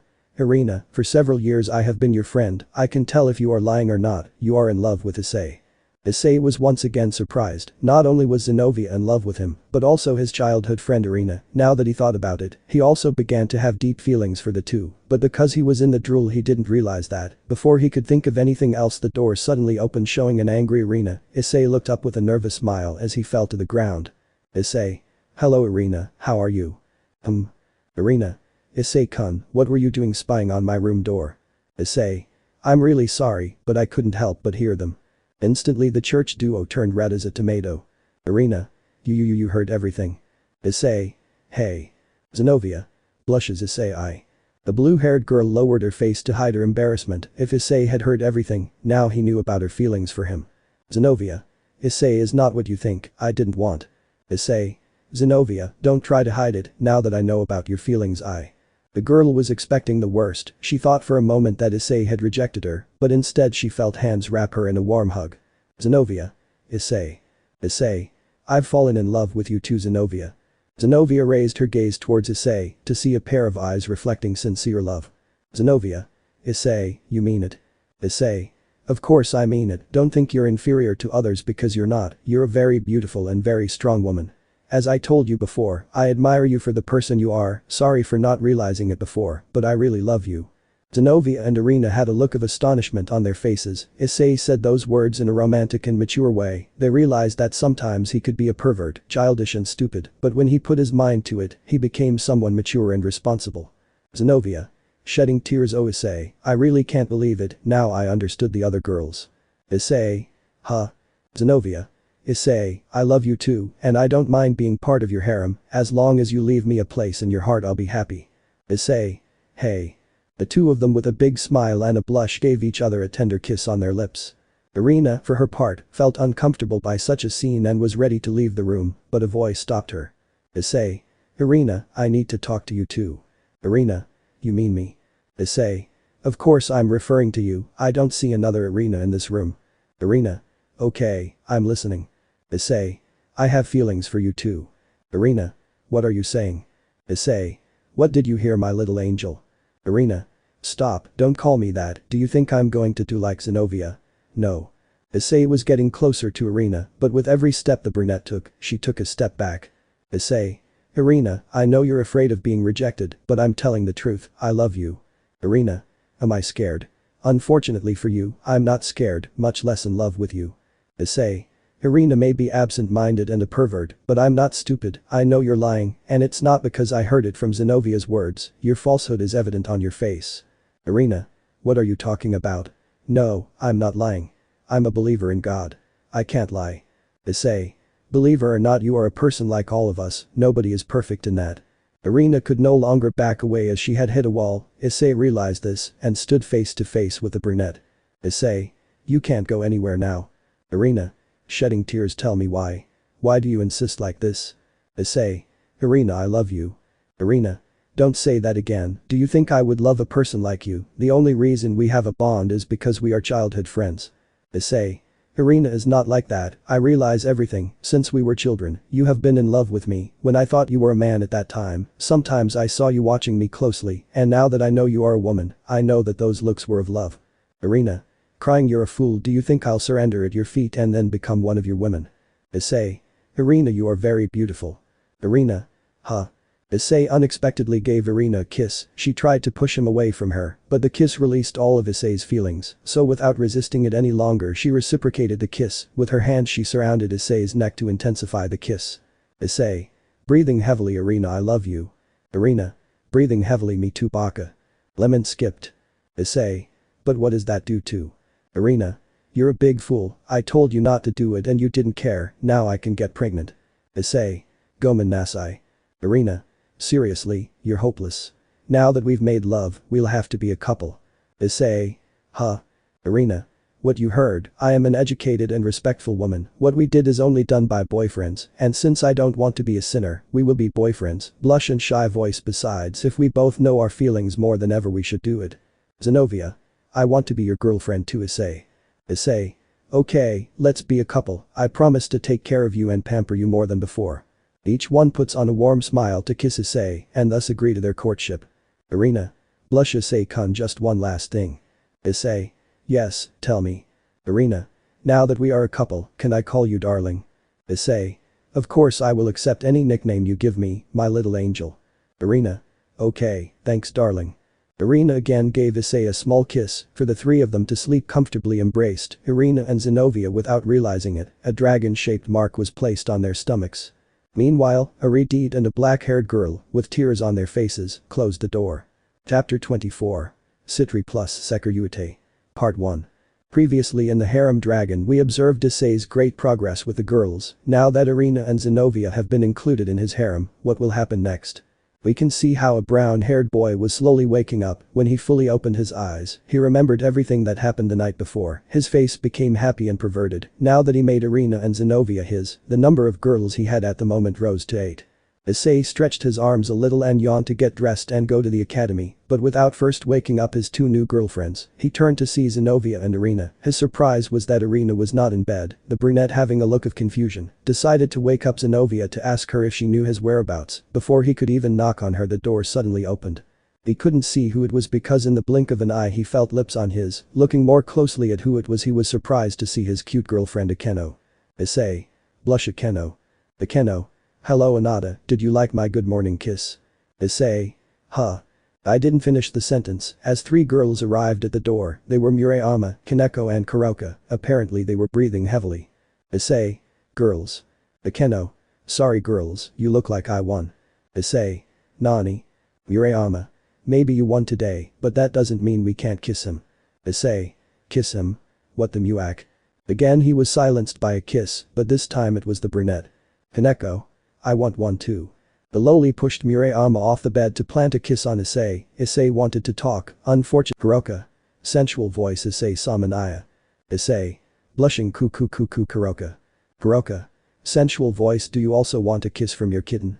Issei didn't answer the question, because he was already being passionately kissed by Kuroka. When they separated Kuroka was going to say something else to Issei, but they quickly pushed her away. Zenovia.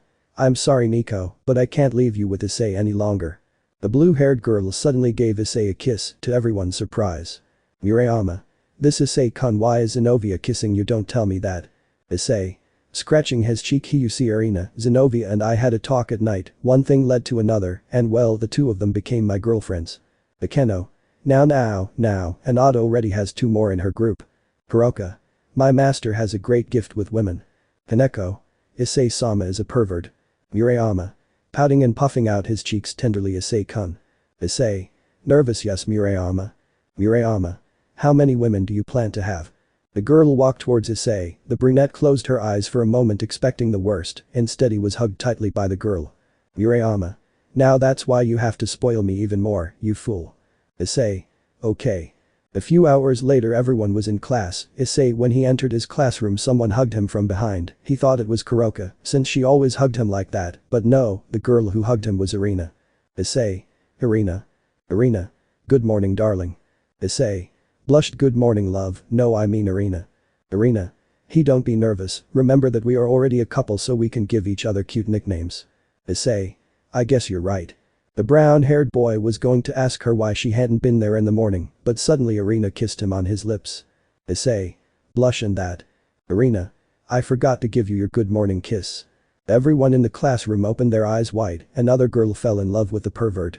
Seriously this was a nightmare for everyone, how could it be possible that a horrible person like that could have beautiful women surrendered at his feet, to the point that they agreed to share him, for their part 4 girls were extremely jealous, that Arena suddenly gave a kiss to the brown-haired boy.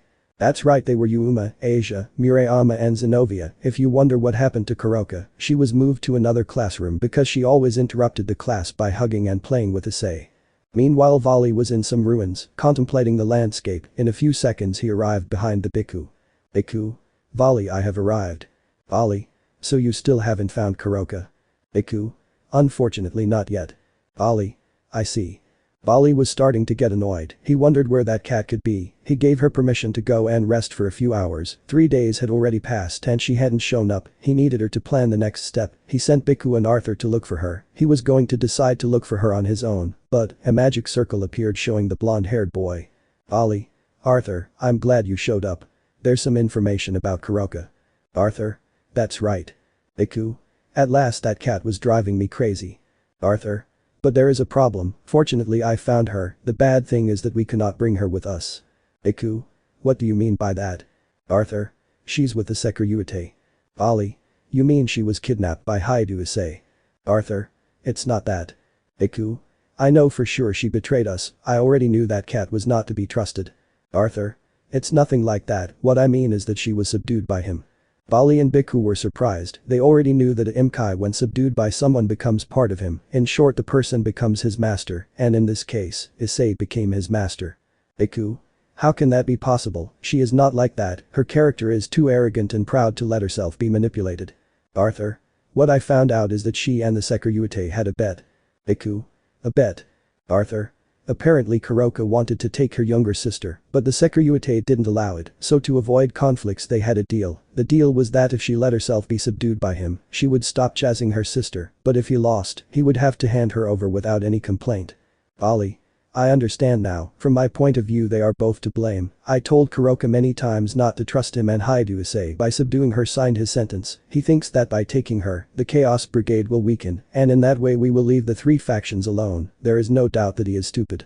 Bhikkhu and Arthur saw how a blue aura began to emerge from Vali. They felt a little chill as that aura reflected anger. Vali. Arthur. Arthur? Yes. Vali. How did you know all that? Arthur. When I was sent to find Kuroka, I went to the underworld and luckily heard the conversation between the fallen angel Azazel and the demon king Serziches.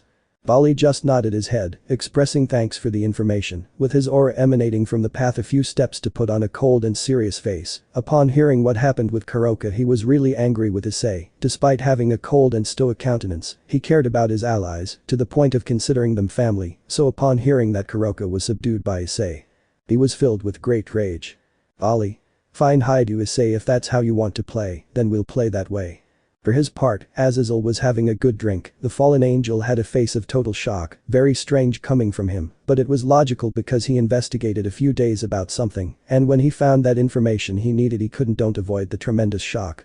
That information he was looking for was nothing less than the origin of Murayama and Yuuma. The brunette turned out to be Michael's daughter, and well, with Yuuma was what surprised him the most. Yuuma apparently is his daughter, and that of a certain Alice, whom the fallen angel knew very well. Azazel. I need to talk to Issei. I can't wait a single day more. Back with Issei, the brown-haired boy was more relaxed. Irina told him that she was not there this morning because she had gone out for an errand that Rias asked her for. Ingredients for the food. Issei walked through the school halls very happy with his life. Like his classmates, he wondered how it was possible that he had beautiful women as girlfriends. Before thinking about anything else, he had collided with someone in specific. Issei. Ouch, that hurt. Hey, why don't you? He quickly shut his mouth when he saw who it was. It was the Kaichu Sona Sitri. Without thinking twice, he helped her up, and in the same way the brown-haired boy picked up the book she was carrying. Issei. Kaichu, I'm very sorry. I didn't notice. I really apologize. I was very clumsy. Sona. Don't worry, Hyoudou-kun, it was my fault too. I was thinking about several things, and I didn't realize what was happening around me. Issei. It's not your fault, it's mine. Sona. Anyway, thank you for helping me, you really are a gentleman. Issei. Kaichu wants me to help her with the books. When I carried them they were very heavy, so I thought she needed help. Sona. Huh. Issei. No, don't think I'm calling you weak. It's just that I want to help you. Kaichu NN is really a girl. I mean a great, strong and brave lady. Sona was laughing internally. She thought that when Issei babbled, he looked so cute and adorable. Sona. Thank you very much, Hyoudou-kun. The truth is that I needed you to help me with these books. Issei. Okay. Issei carried the books to the student council room, leaving the books on Sona's desk. Issei. Well, Kaichu, I'm leaving. Sona. Serious wait Hyoudou-kun. Issei. Kaichu needs something more. Sona. Serious yes please, I remembered something very important, so if it's not too much trouble you would accompany me to a place to buy something. Issei. Huh. Sona. Serious you see, Saji won't be able to since he has an important matter to attend to, so I thought about asking Rias if she would lend me her pawn, which is you, but since I'm here, I'll take the opportunity to ask you directly. Issei. No problem Kaichu, if it's about you I can't refuse. Sona. Excellent, thank you very much Hyoudou-kun. Chapter 25. Sitri plus Sekiryuite. Part 2. It was a quiet morning again in the city of Kuo. We can see how a chestnut tree was waking up little by little. Issei when he fully opened his eyes, his nose immediately began to bleed. The reason was that around him were 6 totally naked girls. They were Akeno, Murayama, Kaneko, Kuroka, Irina and Zenovia. The 4 of them looked at Issei with a smile full of affection. Issei. Blush girls but when did you get here? Murayama. Hee, when you were sleeping, silly. Issei. Well I already knew that. Irina. There's something wrong with us being here darling. Issei. Not at all, you are my girlfriends, sleeping together is something normal in a relationship. Akeno. Then why do you have that face Anata? Issei. It just makes me nervous that 6 beautiful girls sleep in my bed naked.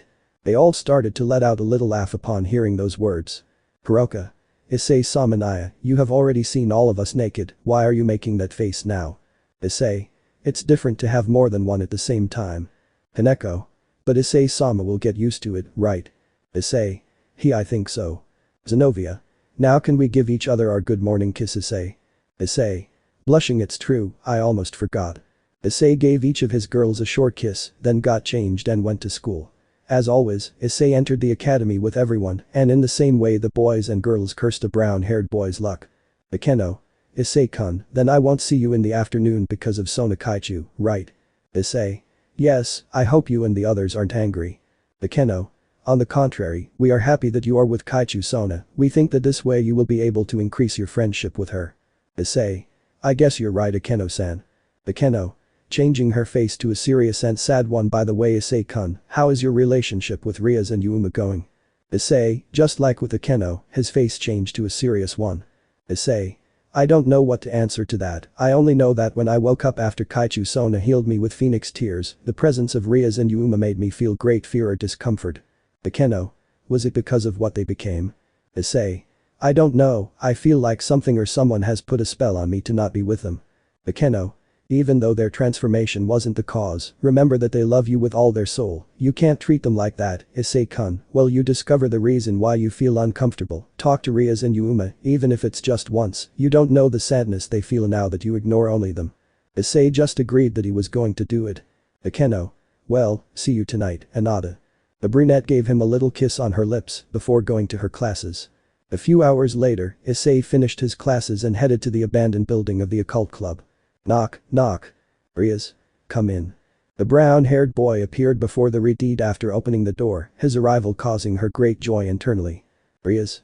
Issei, what a surprise, I thought you had already left, classes ended 20 minutes ago. Issei. Serious I just came to tell you that I will arrive at night. Rias. Yes, of course, don't worry. Sona told me that she needed your help with some purchases. Issei. Serious okay thanks Rias, I promise I'll reward you for today's loan. Ria. Okay Issei, is there anything else you want to tell me? Issei. Yes, before leaving I wanted to know about Kaneko-chan's issue. Rias. Well, you see, we talked about that a while ago, after talking about it a bit, I gave him my permission to leave the Gremory clan. Issei. I really apologize, if I hadn't subdued her, I wouldn't be with this plan. Rias. Issei, it's no problem, I'm not angry, she told me that subduing her has nothing to do with it, she decided it before you made her submissive to you, which means she did it out of love, it was for that reason that I let her go with you. Issei. Thank you, you are really very kind. The brown-haired boy was about to leave, but he heard Rias say some words that showed her sadness. Rias. Also the other reason I gave you permission is that I also wish with all my heart to be of the nobility of that man who saved me on several occasions and who swore to me eternal love, just as I swore the same love to him. Issei opened his eyes wide. Rias also wanted to be with him, he thought that maybe she was angry with him for taking one of her pieces, since it took the redeed a great dedication and effort to be a high-class demon and have her pieces, but she was not willing to undo all his achievements just to be with him, that undoubtedly made him sad. The brown-haired boy inside him wanted to run towards her to hug her, kiss her and tell her that he would gladly accept her into his nobility, but as he had told the brunette before, something or someone was controlling his being, that same thing prevented him from approaching Yuuma and Rias. With great pain in his heart, he kept his mouth shut and closed the door completely without turning to look at Rias. The Redid with her face covered by her bangs went to her desk, without resisting it any longer she released a few tears. While that was happening, someone in the form of evil energy smiled at seeing that scene. Loki. That's it, brat, suffer, this is just the beginning of what's to come. Yuuma, ha ha ha. Issei arrived at his mansion to take a bath and then dress in formal clothes and then go to the mall with Sona. The brown-haired boy had to arrive at the post where he was going to see Sona. He decided to arrive 10 minutes before 5 to wait for Sona. To his surprise, she was already there. Issei insulted himself internally. He quickly remembered that Rias once told him that the Kaichu was even more responsible than her, even to the point of arriving at their meetings earlier than agreed. Issei. Kaichu. Sona, unlike Issei, came in her school clothes. Sona. Turning to see Issei, hello Hyoudou-kun, I see you've arrived. Issei. Excuse me if you've been waiting for my arrival. Sona. There's nothing to apologize for, I've only been here for 5 minutes, but I always arrive before the scheduled time anyway. Issei. Thanks Kaichu. Sona. Now that you're here, we can buy what I need. Issei. Kaichu, I'm curious what you need to buy. Sona. I need to buy materials that have run out at the student council. Issei. I see. Sona. If you don't have any more questions, let's continue. Issei. Hey. The two entered the mall. While walking, Sona bought what she needed. Pencils, pens, erasers, white sheets of paper, some disks to save files, etc. Sona. Well, I just finished buying. Issei. Kaichu. Sona. Yes, Hyoudou-kun. Issei. Seriously, you don't need to buy more. Sona. Why do you ask? Issei. It's just that we finished too quickly. Sona. With a confused look, she looked at her cell phone and was surprised to see that it was 6 o'clock. Sona. It's true, I thought it would take us more than 2 hours to do the shopping, however we did it in one. I seriously apologize Hyoudou-kun, I told you we were going to spend the afternoon shopping. Issei. Don't worry Kaichu, I understand that you are a very responsible person and you make your purchases very quickly. Sona. That's right, but I'd still like to reward you for your help. Do you want to stroll around the mall again? Or do you want to leave? Issei. Kaichu, I don't know what to say, I wouldn't want to be a bother to you. Sona.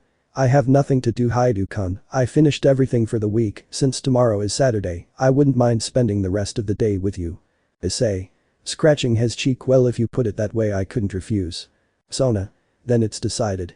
The brown-haired boy and the black-haired girl decided to go around the shopping center again, but this time a little slower. For some reason the brown-haired boy felt nervous, he felt like he and Sona were on a date. Issei. Because I feel like this is a date, no, I can't think about those things, this is just a walk with Kaichu. While Issei was internally insisting that it wasn't a date, Sona looked at the stores with a serious face. Unlike other girls, she didn't get excited about seeing dresses, jewelry, shoes, bags, makeup from a new brand, etc. She thought that was a waste of time. Suddenly she stopped at a store. The brunette just left her thoughts to see Sona. He carefully observed how she saw in the window a chappy rabbit plush, which measured 90 centimeters. Issei. I see even the most serious woman has something she likes. Sona after a few seconds stopped looking at the stuffed animal to continue walking. Issei felt in his chest that he had to buy her that stuffed animal. Without thinking twice he entered the store, taking advantage of the fact that Sona was distracted. Sona. Hyoudou-kun, by the way, I wanted to ask you. Sona instantly noticed Issei's absence, she turned everywhere to find him. Before Sona could think about going out to look for him, the brown-haired boy called her. Issei. Kaichu. Sona. Hyoudou-kun, where were you? Issei. I just went to buy something for you. Sona looked at the gift box in surprise. Sona. Hyoudou-kun couldn't accept it. Issei. I won't take no for an answer, please open it. Sona had no choice but to open the box. When she opened it, she saw with a sparkle in her eyes the stuffed animal she liked the most, a rabbit. Sona. Hyoudou-kun, this is a chappy rabbit. Issei. I saw when he was looking at it, so I thought he liked rabbits, so I decided to buy it. Sona with a blush on her cheeks hugged the rabbit, she felt embarrassed Issei bought her what she liked the most. Sona. Blushes Hyoudou-kun, I don't know what to say, it's the first time someone has given me this gift. Issei. Please don't be embarrassed, I wanted to give you the gift with great pleasure. Sona. Blush, thank you very much Hyoudou-kun. Issei. No problem Kaichu. As they walked, many saw the couple with a smile. Apparently Sona's blush while hugging her rabbit made people understand that she and the brown-haired boy were a couple. Some murmured about that. The two teenagers, being demons, had the sharpest hearing, so they could hear what people said about them, which caused the two of them to turn red as tomatoes. They put that matter aside. Without warning, the stomachs of the two began to growl. Issei. It's true, after school I went home to change and take a shower. I didn't have time to eat. Sona. I'm the same, I had a lot of work today, that's why I didn't have time to eat or get ready. Issei. Blushing and scratching his cheek. Kaichu, since we finished seeing the shopping center, I don't even want to eat something. Sona. Blushes, you're inviting me to dinner. Issei. Okay, but if you don't want to, it's fine. Sona. Okay. The girl took a wallet out of her bag to see how much money she had. Issei. Kaichu, don't worry, I'll invite you. Sona. Are you sure, Hyoudou-kun? Issei. Don't worry, I have enough money. If you ask why Issei has money, it's because Surziches started giving it to him for all the things he's done. At first he refused because he didn't want to receive awards for his achievements, but in the end he was convinced by him and the girls. Sona approved in approval, then the two left the mall to eat something. While they walked to find a good place to eat, Sona saw how Issei looked at the girls who passed by, for some reason that made her angry and jealous, and more so when Issei looked at their breasts. She didn't understand the reason why she felt those negative feelings. Issei. What do you think of this Kaichu place? The girl got nervous when she looked at the restaurant. Sona. Blushes. Hyoudou-kun, wait, that place is. Issei. This looks like a great place. The brown-haired boy was going to look at the display case to see what was there. When he did so, his happy face changed to a scared one. He observed how in that place there were couples eating, caressing each other, kissing and dancing, while they looked at each other with affection. Sona. Hyoudou-kun, this type of restaurant is for love, for couples. In other words, there are people who can enter, but normally couples enter frequently. Issei. Nervous and with a stupid smile, he looked at the time. I don't think you want to eat in a place like that with a person like me. If that's the case, how about I invite you to a bowl of ramen at some stand? The brown-haired boy was going to run away from that place, however he didn't expect what followed. Sona held his hand tightly, her face apparently had a strong blush. Sona. Blushes. I wouldn't mind eating at this place. Issei. But you said it's for couples.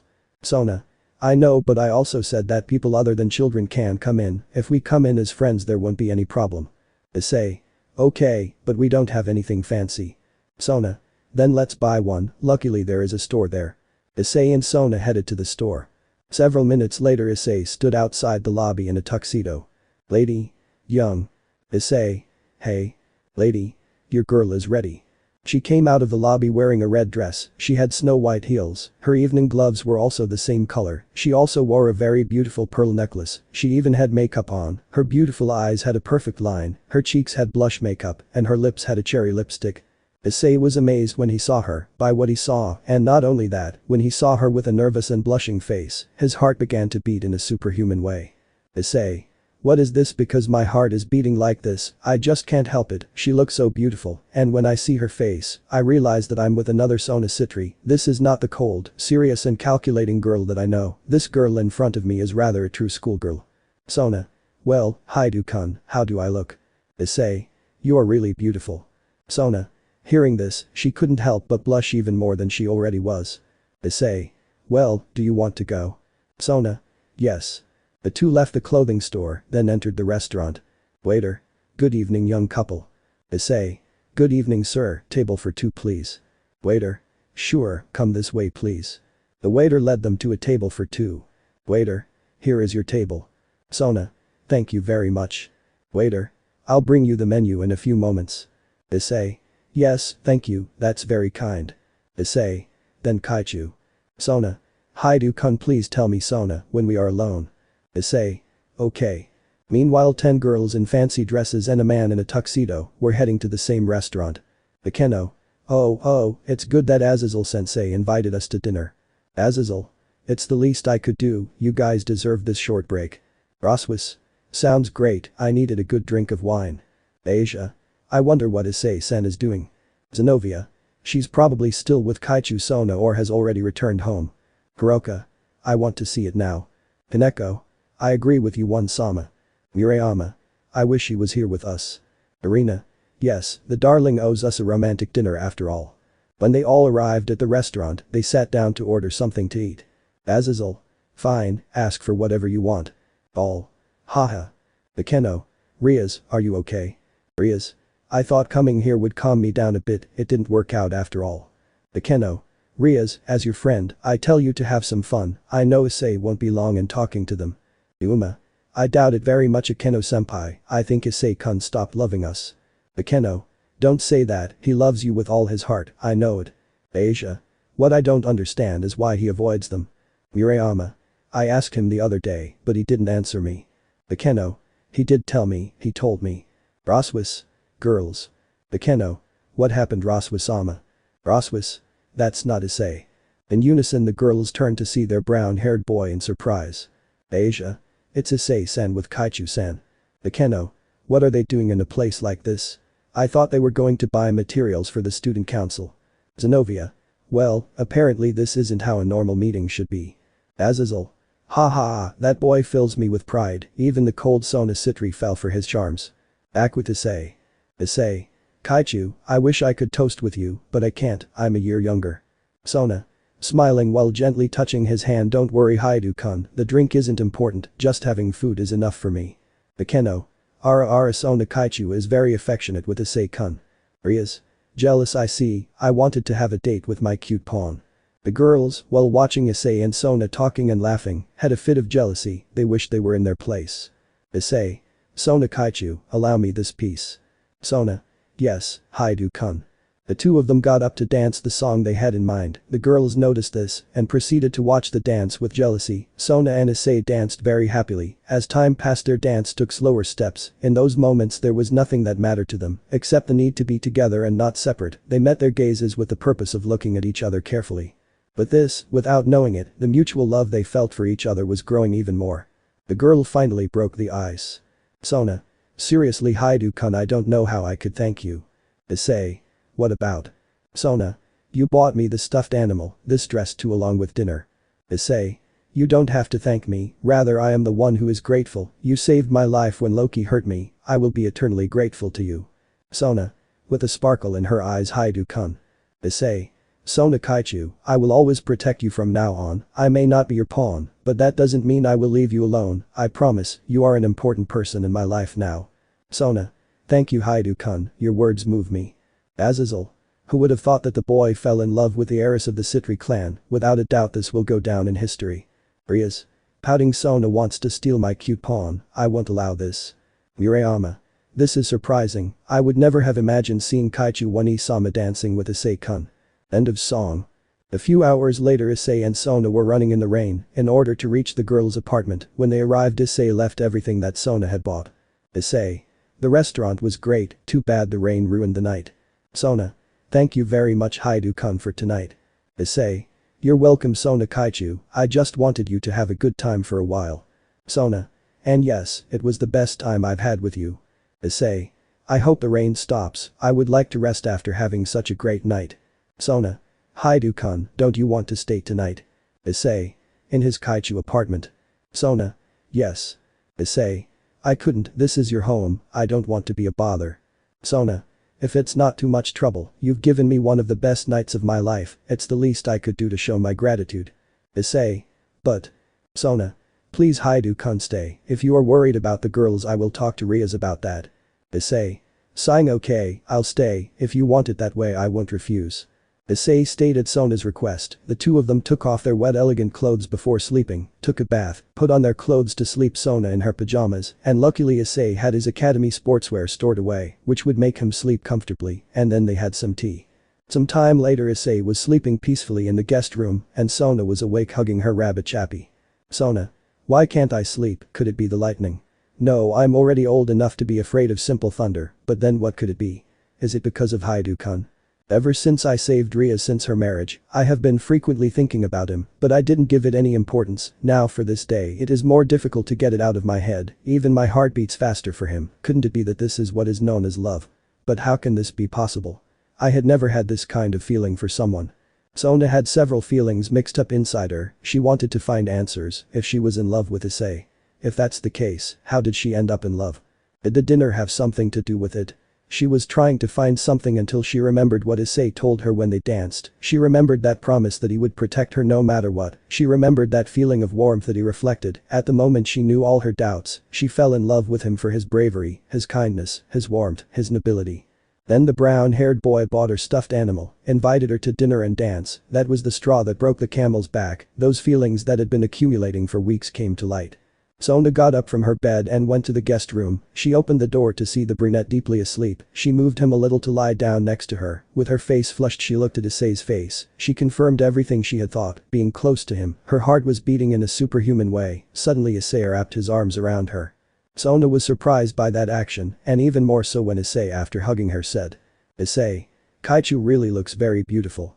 Sona was not only surprised, she also blushed like a tomato. Hearing the brunette say that she is beautiful completely altered her. She finally understood. She really was in love with Issei. With a smile she reciprocated his hug. Before sleeping, she decided to break her promise.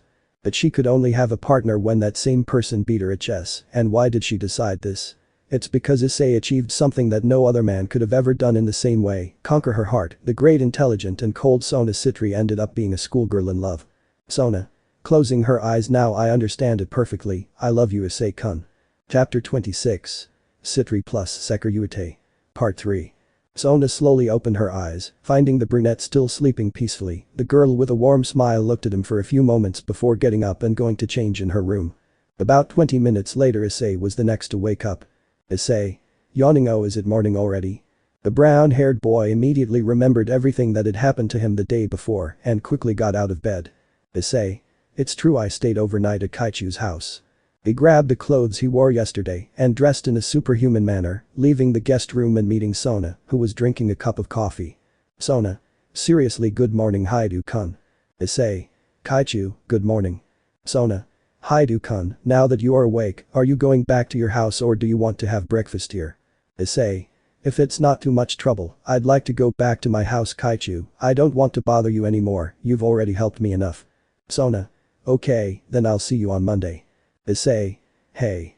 The brown-haired boy felt disappointed and sad. The shy and nervous Sona was forgotten. The cold and serious character that defines her was present again. She left aside to put her things away.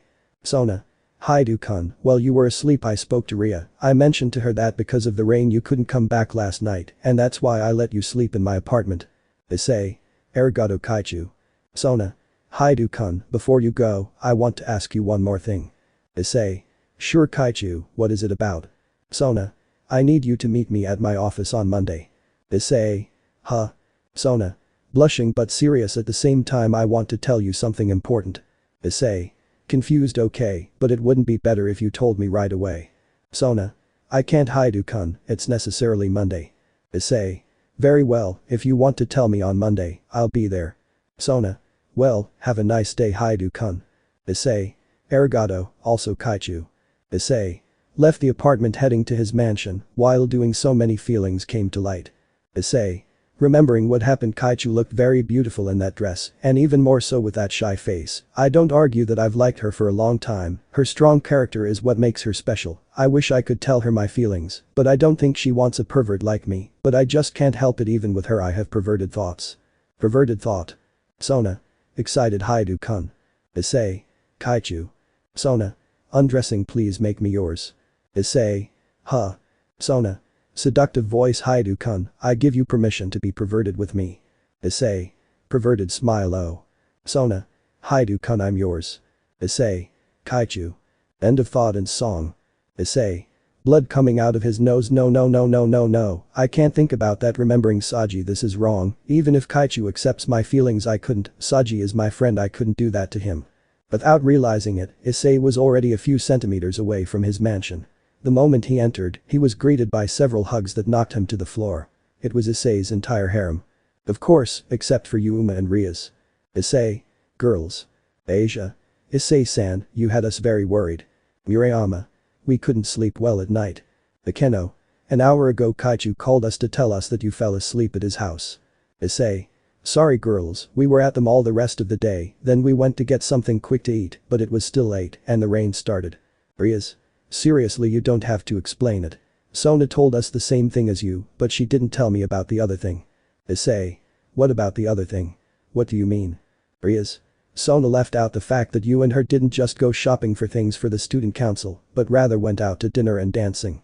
The brown-haired boy, upon hearing that, put on a pale face. The girls removed their worried faces to a smile that would freeze anyone's blood, even the Demon King himself. Bakeno. That's true, now that you're here we can talk about that topic. Anata. Hiroka. Issei Samanaya, I think you've become very selfish. Issei. But how did they know all that? Arena. By chance, Mr. Azazel-sensei took us to dinner at the same restaurant, that's when we saw you very romantic with Kaichu Sona. Issei. Gulping or not then you saw. Asia. Issei-sen you have been very bad. Murayama. I think I've told you that I didn't like that perversion of yours, Issei-kun.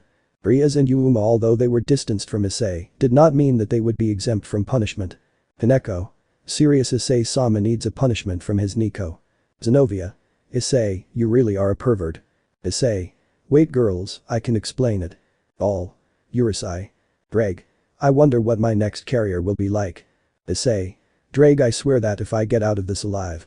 I didn't even finish the sentence because the girls started their torture. 2 days later, Issei walked very depressed at school, his arms were bandaged, along with his forehead. The girls luckily held back in their punishment, if not he would probably be in the hospital all bandaged up. Student council room. Ding dong. Tsubasa and Momo. See you later Kaichu. Sona. See you tomorrow girls. Tsubaki. Does Kaichu need anything else before I leave? Sona. Not for now Tsubaki, you can go home. Kaichu. Something's wrong with Kaichu, he's been acting very strange today. Does the Sekirute have anything to do with this? Sona. My meeting with him has nothing to do with it, I'm just tired that's all. Tsubaki.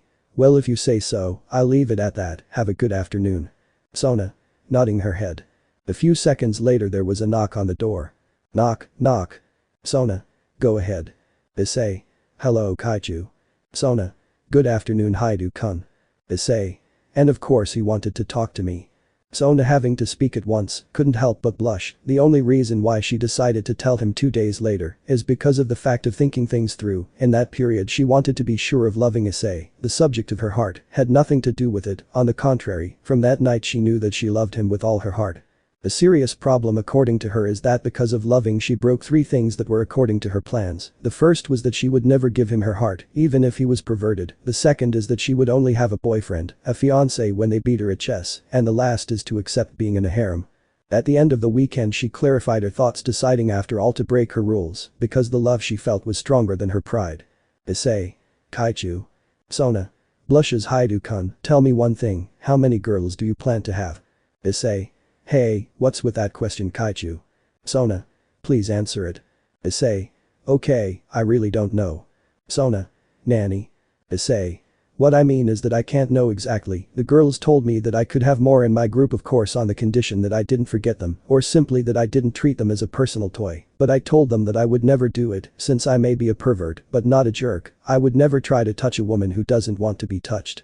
Sona had a moment of gleam in her eyes. Hearing that statement calmed her mind. Issei was a pervert with a good heart. No matter what happened or what enemies faced him, he would protect his girls because he loved them with all his heart. Issei was not like other men who only had their harem for hex or to have slaves to grope, trample and humiliate. Of course Sona knew that, but she wanted to be sure. Sona. And how many girls would you like to have? Issei. I don't really care about the number, if I have 15 or 18 it would be fine, but if the girls I have one day tell me that it's enough then I'll stop there. Sona. So you want to be the harem king because? Issei. Because I want the girls who love me to be by my side to accompany me in my goals. Sona now understood that Issei not only wanted women to have breasts around him, he also wanted them to follow him in his dreams. Sona. Arigato, you have cleared my mind, now I know what I have to do. Issei. Huh. Sona. Putting her hands together, Hyoudou-kun, would you accept one more? Issei. Confused hum. Sona. Blushes, would you accept me in your heart? Finally Issei got the message, his eyes widened. Issei. Kaichu, don't tell me that you. Sona. I fell in love with you Hyoudou-kun. Issei was surprised and blushed at what the girl said. Now he understood Sona wanted to tell him her feelings. The student council president, the great cold and intelligent Sona Sitri, heiress of a prestigious clan in the underworld, was also stunned. She was declaring her love to him, a perverted low-class demon who is neither very smart nor very handsome. Issei. Kaichu, I don't know what to say, this is so sudden. Kaichu. Blush, I understand you Hyoudou-kun, this feeling was sudden for me too. Issei. If you wanted to tell me this on Saturday, why didn't you do it? Sona. Because I didn't want to break my plans. Issei. What are your plans? Sona ended up telling him the 3 main points of why she didn't want to accept that feeling. Issei was surprised Sona broke her commitments in order to be with him. Issei. I see, that's why I wanted to ask you why you wanted a harem. Sona. Yes, and also in case you would accept someone like me. Issei. What do you mean? Sona. Not only did I not tell you before because of my plans, I was also scared. Issei. Afraid. Sona. I was afraid that you wouldn't accept me as I am. I'm not like the other girls you have, my attitude is serious, cold and peaceful. I'm not very pretty either, like Rias or Akeno. I know that you like breasts, but I don't have big ones like you like. Issei, without resisting, hugged Sona. Issei. Don't say the kaichu, you don't have to degrade yourself like that, you are very beautiful as much as the others, your breasts have nothing to do with it, I like you just the way you are. In fact, your character was what made me fall in love with you a long time ago. Sona blushed at that statement too. Issei loved her from the beginning. Issei. However, I can't be with you kaichu. Immediately Sona pulled away from the hug with a confused and serious face. Sona. What do you mean? Issei. I'm glad you have those feelings for me, but I can't. Sona. Huh. Issei. I don't want to hurt Saji. Sona quirked her finger in shock, hearing that strong statement. Sona. Saji. Issei. Saji has been in love with you since before I did. Sona. I see, but you didn't have to tell me that. Issei. Kaichu. Sona. I already knew those feelings that my pawn Saji has for me. Issei. Then why were you surprised? Sona. How surprised me was that I understood the fact that you were avoiding me. Issei. Huh. Sona. I understood it, sometimes when I looked at you, you looked away to ignore me, or when I spoke to you, you tried to shorten my words with any excuse. At first I didn't understand it, but now I understand it perfectly. Sona approached Issei again to hug him. Sona. I appreciate Hyoudou Saji very much, and I love him as if he were a younger brother. Issei. I know, it shows in your eyes, but I don't want him to think I'm a bad friend. Sona. And you are? You and I love each other, is there anything wrong with that? Issei. I don't know. Sona. Hyoudou-kun, to be honest, I also feel sad for Saji, but that doesn't stop me from falling in love. Issei. Blushing kaichu. Sona. You can't stop me from loving you, right? Issei. No, just like I can't help but love you. The two slowly moved closer until they both touched their lips, the kiss escalating from a small one to one full of passion. Issei. So this is how Kaichu's lips feel, they are so soft and sweet. Issei felt an enormous warmth when kissing her, without knowing it his dragon hormones came to light. If he continued kissing her, probably that kiss will end up leading to something more, and that is exactly what is going to happen. Lemon skipped. Issei. Sona. Sona. Issei-kun, didn't you see you hum inside me, now I can get pregnant. Issei. Sona. I don't want to be a mom at 18, I'm still too young, at least not at 30, not now that I'm still in high school. Issei. I'm really sorry, I forgot that you are very demanding and that kind of things. Sona calmed down the hidden anger she had, she couldn't get angry with her now boyfriend, she was also to blame for not telling him before he put on protection. Sona. It's not bad anyway, you're my boyfriend and my fiancé. Issei. He put on a small smile, forgetting that fact when Sona told him that by conquering her heart, he won the right to be her fiancé. Sona. Issei-kun, if I get pregnant, you promise to take responsibility. The girl knew she was going to get pregnant because despite having a low birth rate, she remembered that she once read in a book in a library that if dragons sleep with a demon, their birth rate rises from 15% to 48%, but if it was the two celestial dragons their rate increases up to 70%, and if Issei was a celestial dragon and also came 4 times in her, she was probably going to get pregnant. And she definitely didn't want that, but if that was the case she was going to accept her son or daughter with all her love without regret. Issei. Hi, don't worry Sona. Sona. Well, we better put our clothes on.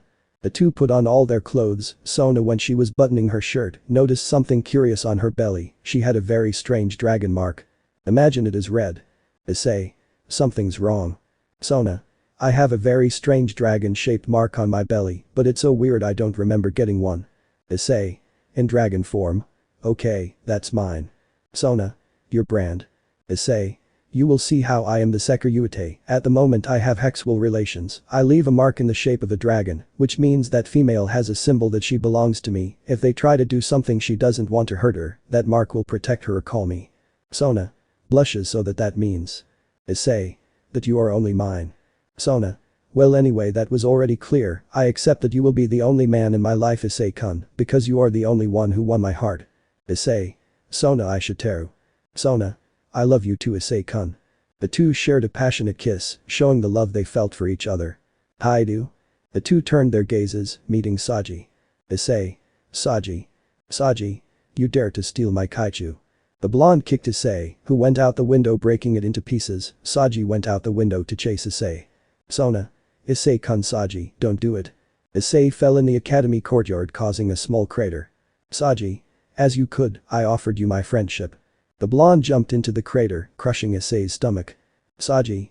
And this is how you thank me.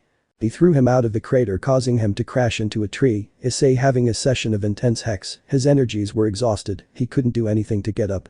Those from the occult research club and the student council, hearing the noises, quickly approached, and since they were there the school should be empty. Well, Rias had assignment until late, and those from the student council were a few blocks away from the academy, but Saji forgot to ask Sona something, that's why he and the girls came back. The blonde went alone. They decided to wait for him outside, but when they saw that he didn't come back they went in. Rias. What's going on? The Keno. Saji-kun and Anata. Tsubaki. Saji. Saji didn't turn to look at them, he didn't care about anything at that moment, he just wanted to kill Issei. Rias, seeing that her pawn was being beaten to death, made an angry face. Rias. Saji, leave my pawn alone. Yuuma. Don't hit him anymore. Momo and Tsubasa. Why don't you answer? Saji. I can't leave this bastard alive. Rias. What do you mean by that, Saji-san? Tomo. Explain it. Saji. Hyoudou had relations with Kaichu. All. Hey. Rias. Issei. Issei. Oh shit. Chapter 27. A Magical Girl in Love. Part 1. Returning to Issei and the others. Rias. In shock. Saji, what are you talking about? Saji. What, but you heard Rias, this miserable man had hex with my kaichu. Rias. Skeptical, this isn't true, this must all be a lie, it's impossible. Issei. Issei felt cornered at that moment, all the girls were watching him carefully, waiting for an explanation from him, however he did not have the audacity to do it. Saji. You wretched man, you know you're cornered, and yet you remain silent. It doesn't matter, silent or not, you will die anyway. Saji headed to hit Issei with all his might, but a person quickly put distance between him and Issei, giving the blonde a hard slap. Saji fell sitting down, rubbing his red cheek, looking in horror at the person who prevented him from attacking Issei. Apparently he didn't have a happy face for his actions. Saji. Kaichu. Sona. Angry and disappointed. Saji, I don't remember teaching you to react that way. Saji. But Kaichu. Sona. I won't allow my pawn to have that kind of attitude. Saji couldn't blame Sona for anything, since it was the first time the girl had shown him that serious and cold face, which reflected anger and disappointment. However, there was one person who could blame her. Rias. Coming out of shock to put on a serious and angry face. Sona, I thank you for saving my pawn. Now that Saji is calm, can I ask you if what I said is true? Did you have hex with my Issei? Sona, just like Issei, was cornered, she couldn't lie to him. Of course there were two reasons for that, the first was easy to guess, the second was because of her way of being. Sona was a strict, responsible and stoic woman, of course lies were not her specialty. That's why, unlike Issei, she was going to have enough courage to speak the truth regardless of the consequences. Sona. Seriously, indeed. Rias, my pawn is telling the truth. Rias. Angry, tell me why did you do it? Since we were little girls we always fought to have the best than the other, stuffed animals, toys, clothes, strength, home, clan, servants. I liked all that, I felt happy to compete with my friend, however the only thing I can't forgive you for, and the only thing I can't compete against you in, is the man I love. You knew that my relationship with him wasn't right, and you took advantage of it to seduce him. Sona. You're wrong. Rias. Huh. Sona. I know we've competed for everything, but Issei has nothing to do with that. The reason he and I did what we did is because he and I are in love with each other. Hearing those words, everyone was filled with total skepticism. The great Sona Sitri, heiress of a prestigious clan, cold-hearted, in love with a low-class demon. Rias. With a shrewd look, what do you mean by that? Sona. Do you remember that I once told you my condition for having a partner? Rias. Yes, I remember, you told me that you would only commit to someone if that person demonstrated having an intellect equal to or greater than yours, beating you in a game of chess, but what does that have to do with the subject? Skeptical, don't tell me that he. Sona. It's not what you're thinking, he hasn't beaten me at chess. Rias. Then why did you decide to be with him? Sona. Because I broke that agreement. Tsubaki. What is Kaichu talking about? Sona.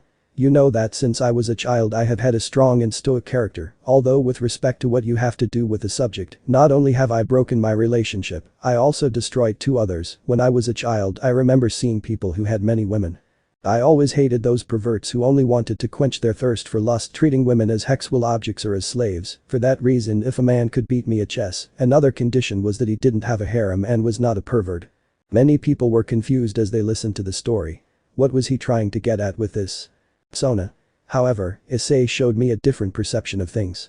I knew that he was a pervert and that his deepest desire was to have women following him, but unlike other men who have a harem, such as the case of Razor Phoenix, Issei promised to take care of them with all his heart and that he would not lay a finger on them if they did not wish it that way. Issei's harem had a sparkle in their eyes for a moment. No doubt Issei, despite being a pervert, the desires he had were truly pure and sincere. Bakeno. So you accept Issei-kun into your heart? Sona. Because in these months I have realized that he is a great man. At first I thought that my feelings only represented respect towards him, although the night we were together was a reinforcement or a key that made me realize that it was actually love. Rias. Is that true, Issei? Issei, who had already recovered, stood in front of his beloved with great determination in his eyes, because upon hearing Sona's story he was filled with courage. Perhaps he had already heard that from her, however her words had a greater impact when expressed freely. Issei. Yes, Rias, but what Sona Kaichu says is true. Rias. Sad, I see. Sona.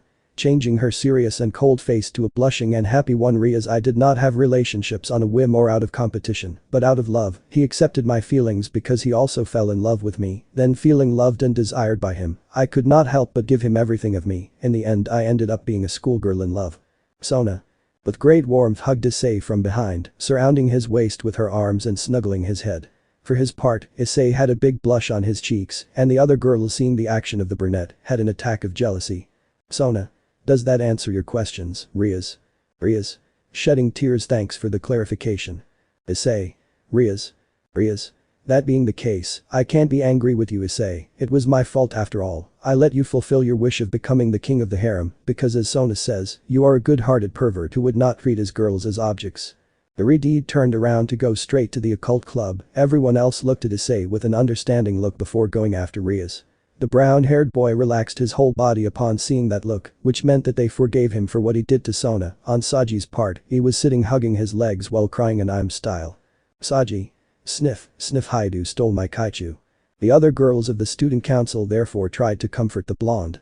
Sona told Issei that she would see him tomorrow, since she had to talk seriously with her entourage. The brown-haired boy agreed and left with the girls from the club. In the underworld, on the other hand, there was a magical girl taking a break from her duties as a Mau. Serafall. Gosh, it's so tiring being the demon queen. I'll take advantage of my week-long vacation that Surzich's-chan gave me to visit Sotan. Serafall. I'm sure she would like the visit of her dear sister. The next day Issei would have a bad day. He had to go to school alone, since the girls went to the academy earlier. Another is that everyone at the academy knew that Sona was in love with him. For that reason, when he entered the academy, many saw him in the most horrible way possible. Issei. Sighing, something tells me this isn't going to be a great day. Boom. Issei received a powerful blow from 2 people in general. Mitsuda. Damn son of a hitch. Motohama. This time you crossed the line. Issei. Angry pair of idiots, what do you think you're doing? Mitsuda. How many women do you plan to have? Motohama. Now you have Kaichu on Asama too, this is unforgivable. Mitsuda. At least share, it's not fair that you have several beautiful women and we don't even come near you. Issei. But what are you talking about? Of course I'm not going to share them, your breasts are only mine and no one else's. The 2 perverts put on a furious and outrageous face before leaving Issei alone. Issei. Hey, where are you idiots going? Come back right now, forget it, who needs you after all? Saji. Hyoudou. Issei changed his angry expression to a surprised one. Issei. Saji. Saji. I came to tell you that Kaichu wants to see you in his office. Issei. Okay. Saji. I just need to tell you one more thing before you go. Issei. Yes. Saji. I apologize for my behavior yesterday, I shouldn't have reacted that way. Issei. Don't worry, I'm the one who has to apologize to you, friend. Saji. Seriously, however, I don't retract what I told you. Issei. Huh? Saji. I can't forgive you for stealing my kaiju, you've stolen the girl I fell in love with, and I know full well that I can't do anything, she really is in love with you, the sparkle in her eyes shows it, that's why I'll tell you this only once, I don't care if you're my friend, if you dare to hurt her or make her cry, I will bring down upon you all the agonies and misfortunes imaginable.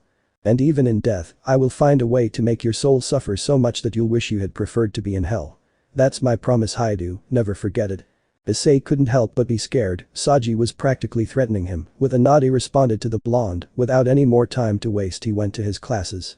Returning to the brunette, she was arranging some papers on her desk, she felt a little happy because her entourage took the information that she was Issei's girlfriend in a good way, but it seemed that Rias and Saji didn't take it well in a certain way. Knock, knock. Sona. Go ahead. Issei. Aheo Sona Kaichu. Sona. Aheo Issei-kun, remember that you and I are boyfriend and girlfriend, so when we are alone or with some of the club and the council, you can just call me Sona. Issei. Hi, Gomen Nasai that's why, it's hard for me to call you that. Sona. Something's wrong Issei-kun. Issei. It's nothing. Sona. Come on, you can tell me what bothers you. Issei. Well, it's just that many are seeing me uglier than usual. Sona. I understand your displeasure, I apologize Issei-kun, thanks to Saji's scandal, some boys who stayed at school to do mischief found out that I had fallen in love with you, luckily they didn't find out that we had relations. Issei. That being the case, I'm glad. Sona. If you want, I can ask permission to speak at the academy and thus prevent them from doing something to you. Issei.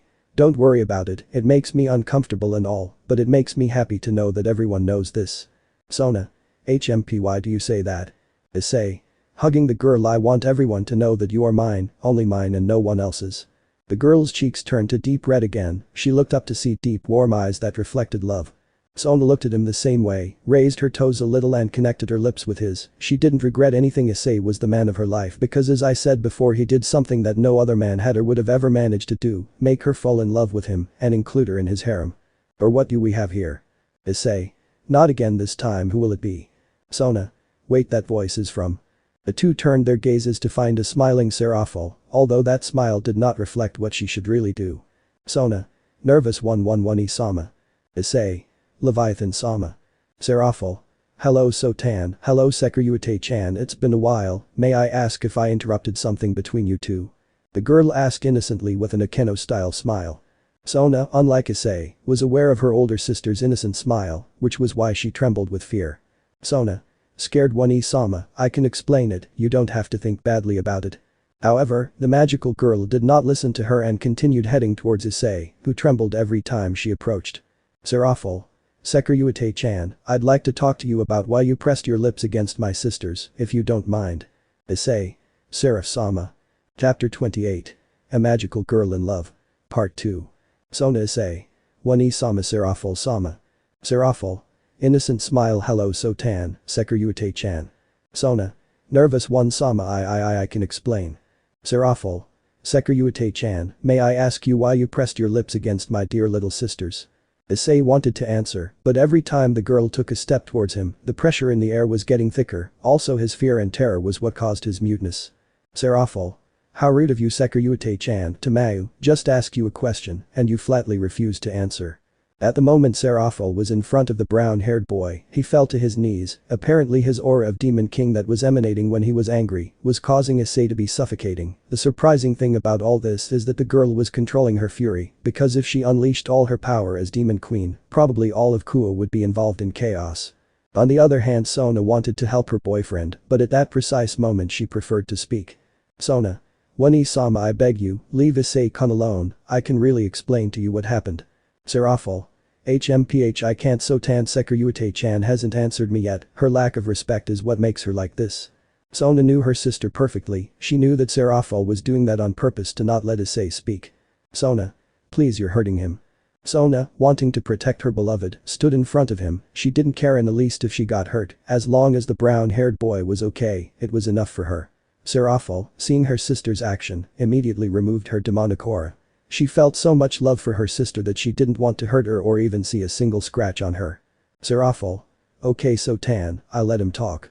Issei immediately stood up, thanking inwardly that Sona had saved him, but Serafall despite removing her aura, still wasn't going to let him go so easily. Serafall. Sotan and Sekiryuite-chan, there is something you want to talk about. Sona sighed in defeat, even though you don't believe it, she was already tired of repeating the same explanation so much. Sona began to tell her about how she fell in love with Issei, how she broke her condition about chess, and how Issei and she ended up being a couple. Serafall put on a face of total surprise. A few seconds after that explanation she put on a serious face. On the one hand she should feel happy for her sister for already having a partner. However, Serafall knew that Issei was a total pervert and that he also had a group of girls as girlfriends too, so her perspective towards him was not entirely positive. Serafall. So Tan, are you okay with this? Sona. Why do you ask? Serafall. Remember that he has the desire to be a man with many women, and what surprises me the most is that you fell in love with a pervert like him. Sona. Maybe Issei-kun is a pervert, however he is different from other ungrateful and degenerate people I have met. His attitude could be considered somewhat naughty, since Issei is a good-hearted pervert who in the end ended up turning me into a schoolgirl in love. The magical girl felt jealous and angry that Issei was with Sona and that the brunette spoke well of him as if he were everything to her, but Serafall felt proud and happy that Sona had finally achieved the happiness that she as an older sister could not give her. Serafall. Now I understand why you decided to break your condition for him, however Sekiryute-chan. Issei. Yes Leviathan-sama. Serafall. I'm going to entrust Sotan to you, she knows perfectly well that you have other girls and she still doesn't care about me, that's why if you leave her aside and pay more attention to the others, make her cry or hurt her, believe me, you'd rather be in hell than with me, I hope you understand. Issei with the palest face in the world agreed. Serafall. Well that makes me happy, now we have to find out if what Sona says is true. Issei. Huh? Serafall. I'm saying that it would be nice to see for a day what you do or what you're really like, despite recognizing your achievements as Sekiryute, I still don't know you very well, so if I could check it, I would let you walk without any problem with Sotan. Sona with a shrewd look looked at her sister, practically her plan in a few words was to test if Issei was worthy of her, she was going to ask Issei about the matter, that was hardly impossible, due to the reason for the brown-haired boy's confused expression, with nothing else to do, she decided to think about what Issei could do to delight her sister. Sona. Serious one Isama, I have an idea. Issei. Huh? Serafall. What is Sotan about? Sona. How about you and Issei-kun have some sort of date? Issei. Eh? Serafall. Incredulous, a date with Sekiryute-chan, why would I do that? Sona. Hi, I can simply answer that it would be what you are looking for one Isama, your intention is to test Issei-kun right? If you have a date with him you will easily prove his purity as a person, in my opinion that type of coexistence would benefit you. Serafall couldn't deny her sister's logic, without a doubt a date was the key to getting to know the brown-haired boy better, however she knew that a date meant being a way for people who loved each other to spend time together, and that was exactly what made her nervous, because being a girl relatively attached to her job, she could never have the opportunity to go out with boys or even kiss one.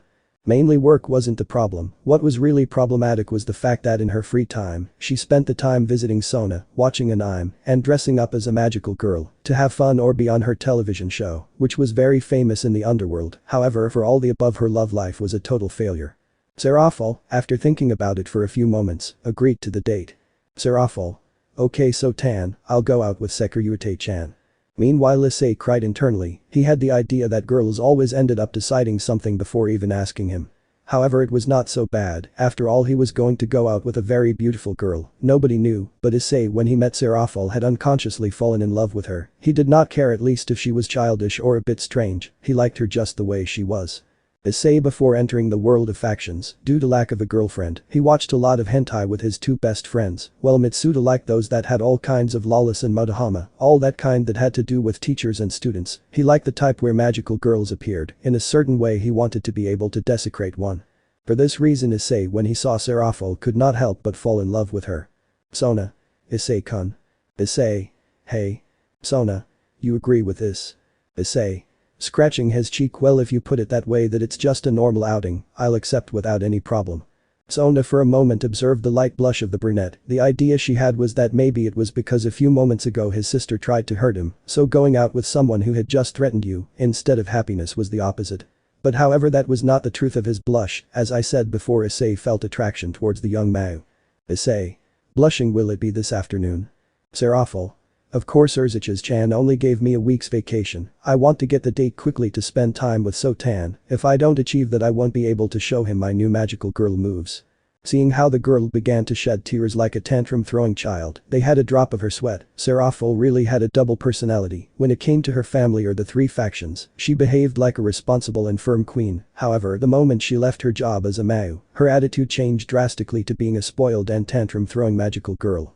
Issei turned his gaze toward Sona to see with a somewhat amused smile how she had her hand covering her face in embarrassment. The brunette hated that side of her sister. Serafall was a 23-year-old girl physically, who behaved like an 8-year-old girl, who made Sona feel truly ashamed.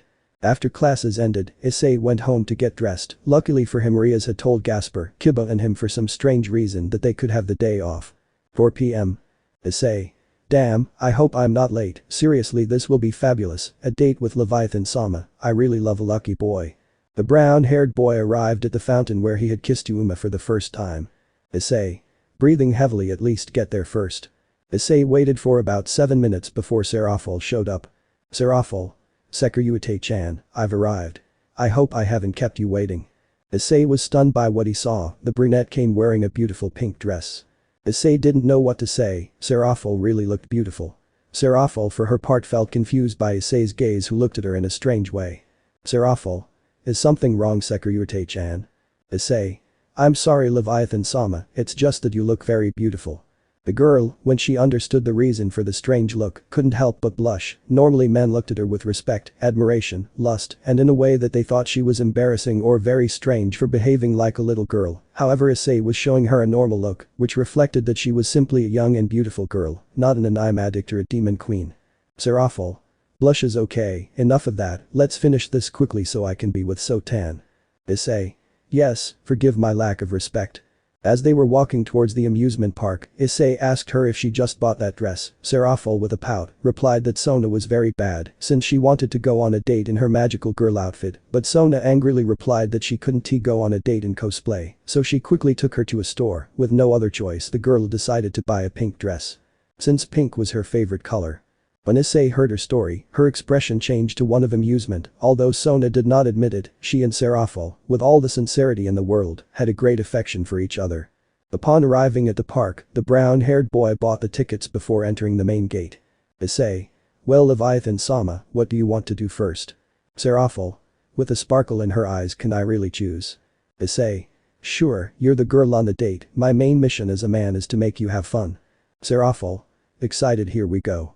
The girl showed a little girl's laugh as she pulled Issei by the arm. First they got into the bumper cars. There Serafall was bumping into everyone. She looked like a crazy person behind the wheel. If she weren't a really beautiful girl, many people who flew away with their mechanical cars would get angry or complain.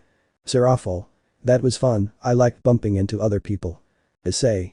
Nervous smile, he doesn't think he was very rude to people. Serafall. Confused, but they looked funny when I did it. Issei. That's obvious, if she wasn't a cute and outgoing woman, maybe their faces would have been totally different. Serafall. Hey look, get monkeys on that one. Issei proceeded to come out of his thoughts to see a large roller coaster. He didn't wait for the instant his nerves appeared. The brown-haired boy wasn't a big fan of extreme games, but if it was a girl, he would put on his pants. A few minutes later we can see how the two were on top of the wagon. The black-haired girl, on the other hand, had her hands up while laughing in a childish way, and on the brown-haired boy's side, he had his eyes closed holding on tightly to the railing. Serafall. Ha, this is so much fun. Issei. Definitely not.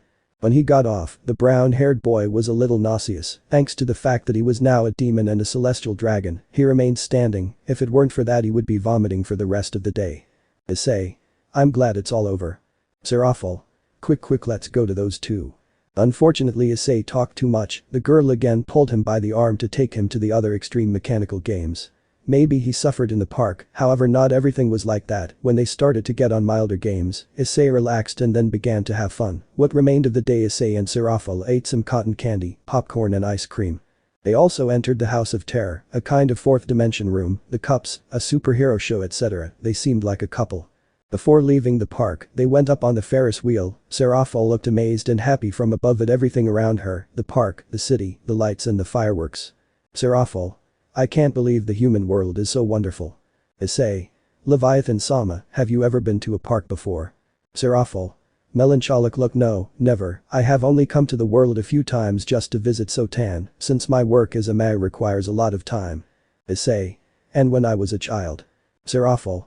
As a child I never came to the human world, my parents were very strict when I heard the stories of adults or children about what the city was like, the parks, the stars, the sky, the houses, stores, shopping centers, my death was to go. However, my father and my mother, as I said before, were very strict. They said that a special girl like me could not afford to go to lands of insignificant people.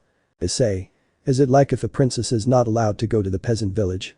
Serafall agreed. Issei felt sad for her. The girl's life was based on working and dressing like a magical girl. She had no friends, boyfriend in life. He remembered the time he asked Rias if Serafall had ever gotten engaged. The Redeed, with sadness in her eyes, answered that no man wanted to approach her because they said she was an immature, childish and relatively desperate girl.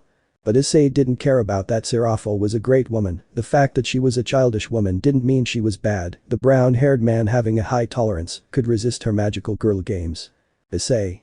Leviathan-sama, don't feel sad, I'll take care of that. Serafall. Huh? Issei.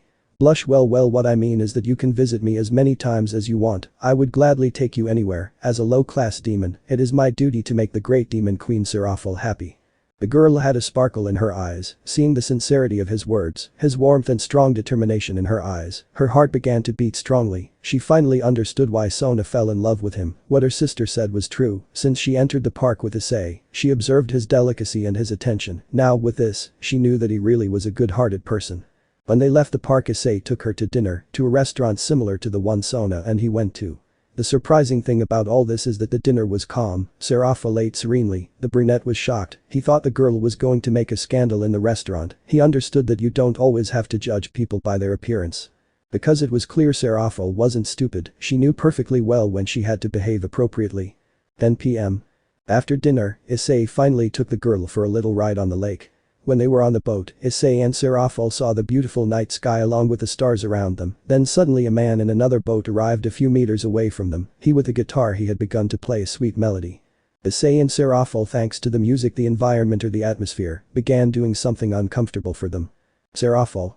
Wow, that's a good song. Issei. And yes, it is.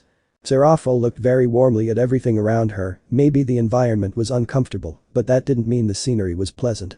Issei somehow liked the scenery too, plus the girl's beautiful face. Issei, every time he was with her, could feel butterflies in his stomach. Something inside his heart told him to take advantage of the moment. However, his mind told him not to do something stupid. He hardly had to make a decision. A few seconds after thinking about it, he decided to listen to his heart. If no man wanted to be with her because she was a weird girl, then he would accept her no matter what the consequences would be, and because it is what a real man should do. Issei. Leviathan-sama. The girl, who was focused on her thoughts, turned her gaze towards him to give him all her attention. Serafall. What's up, Sekirute-chan? Issei was really in a fatal position. The girl's innocent look didn't help him much. Despite having a few girls, it was always a serious problem when he came to declare his love. For Serafall's part, she saw the boy with a confused and innocent face. The girl, living in a fantasy world and not dating any boy, had no idea about the matter. If she was with a blushing boy in a so-called romantic environment, it was obvious that it was a declaration. Serafall. What's going on? Issei. Well, you see, I low voice like you. Serafall. Sorry, I didn't hear you. Issei gathered as much air as possible and with a loud voice said. Issei. Leviathan-sama Dasuki. Serafall was speechless at such words. When she finally understood why Issei was red, her red face was quick to appear. She never expected a boy to declare his feelings to her. She was thinking about what to say. She didn't know if she should accept her feelings. She had to be honest with herself. Ever since Issei defeated the magicians and Vali at the meeting of the three factions, her interest in him appeared. That meant that she hadn't only gotten angry with Issei when he was kissing her sister. Another reason for her anger was the fact that she was jealous that her sister was the first to kiss him. She even hid her true intentions. Investigating Issei to see if he was a good man was just a lie. The girl's true motive was to be able to be with him. She wanted Issei to pamper her like with the other girls. Issei, seeing her downcast face, thought that the girl was feeling angry and offended. Issei. Leviathan-sama, please don't get angry. If you want to forget my stupid question, it's clear that a low-class devil like me has no right to say that kind of thing to a man like you. However, Serafall looked up with a slight blush. Serafall. Actually, Sekirute-chan, I like you too. Issei. Huh? The brown-haired boy couldn't analyze the situation properly since the girl had her lips glued to his. End of song. Issei and Serafall, after that boat ride, went to the Hyoudou mansion. Luckily for them, none of the girls were there because Serafall and Issei were going to have a special night. Lemon skipped. Later Issei and Serafall were sleeping together. Issei apparently came 4 times in the girl. The exhaustion undoubtedly ended up defeating them. Without realizing it, the Sekirute symbol had appeared in the Mau's belly. Chapter 29. The final battle against Diodora Astaroth. Part 1. The next morning. Issei slowly opened his eyes as he felt the sun's rays on his face. At first his vision was a little blurry. As the seconds passed his surroundings became clear. The moment that happened he saw with astonishment that he was hugging Serafall. His cheeks began to turn a deep red as he remembered everything that had happened the day before. Issei.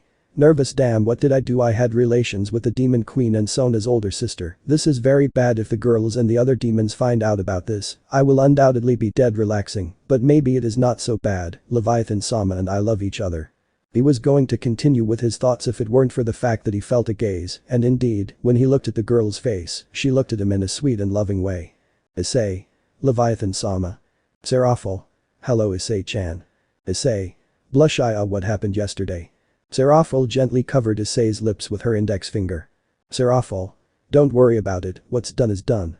Issei. Gomen Nasai. The magical girl gave a small giggle before giving the brunette a tender kiss. Serafall. I don't understand why you're apologizing, you didn't do anything wrong. Issei. But isn't it wrong to have had relations? I say this because I feel that it is wrong for a low-class devil to be with one of the Mau. Serafall shook her head. Serafall. I don't care if that looks bad, I love you and you love me too, right? Issei. Blushes. Yes. Serafall. Then I don't see the problem, you showed me that you are a unique man. To be honest with you, I don't want to get away from you. The young Mau made a quick movement, leaving Issei on his back while she sat on top of him. Since Serafall was naked, Issei was red as a tomato. Serafall therefore looked at the mark on her belly. For a moment she was surprised, but in the end she understood the situation. Being a Mau, she had knowledge about many subjects in general, the mark was no exception. Serafall. Ara Issei-chan put his love mark on me. Issei. No me. Serafall. Fufu, so your intention is to show everyone that I am yours, only yours and no one else's, right? Issei couldn't deny it, he wanted Serafall to belong only to him, however he didn't want to express it freely until she, Sona and the other girls gave him full approval. Issei. Well, yes. Serafall gently placed both of her hands on Issei's cheeks so that he wouldn't look away. Serafall. You don't have to be scared, I completely accept the fact that I'm yours and you don't have to look away. It doesn't bother me that you look at me naked, you'll be the only one who can see me like this. After all, you're my boyfriend and the man I love most in the world. Issei. Leviathan Sama. The girl moved to take Issei's hands and put them on her breasts. Serafall.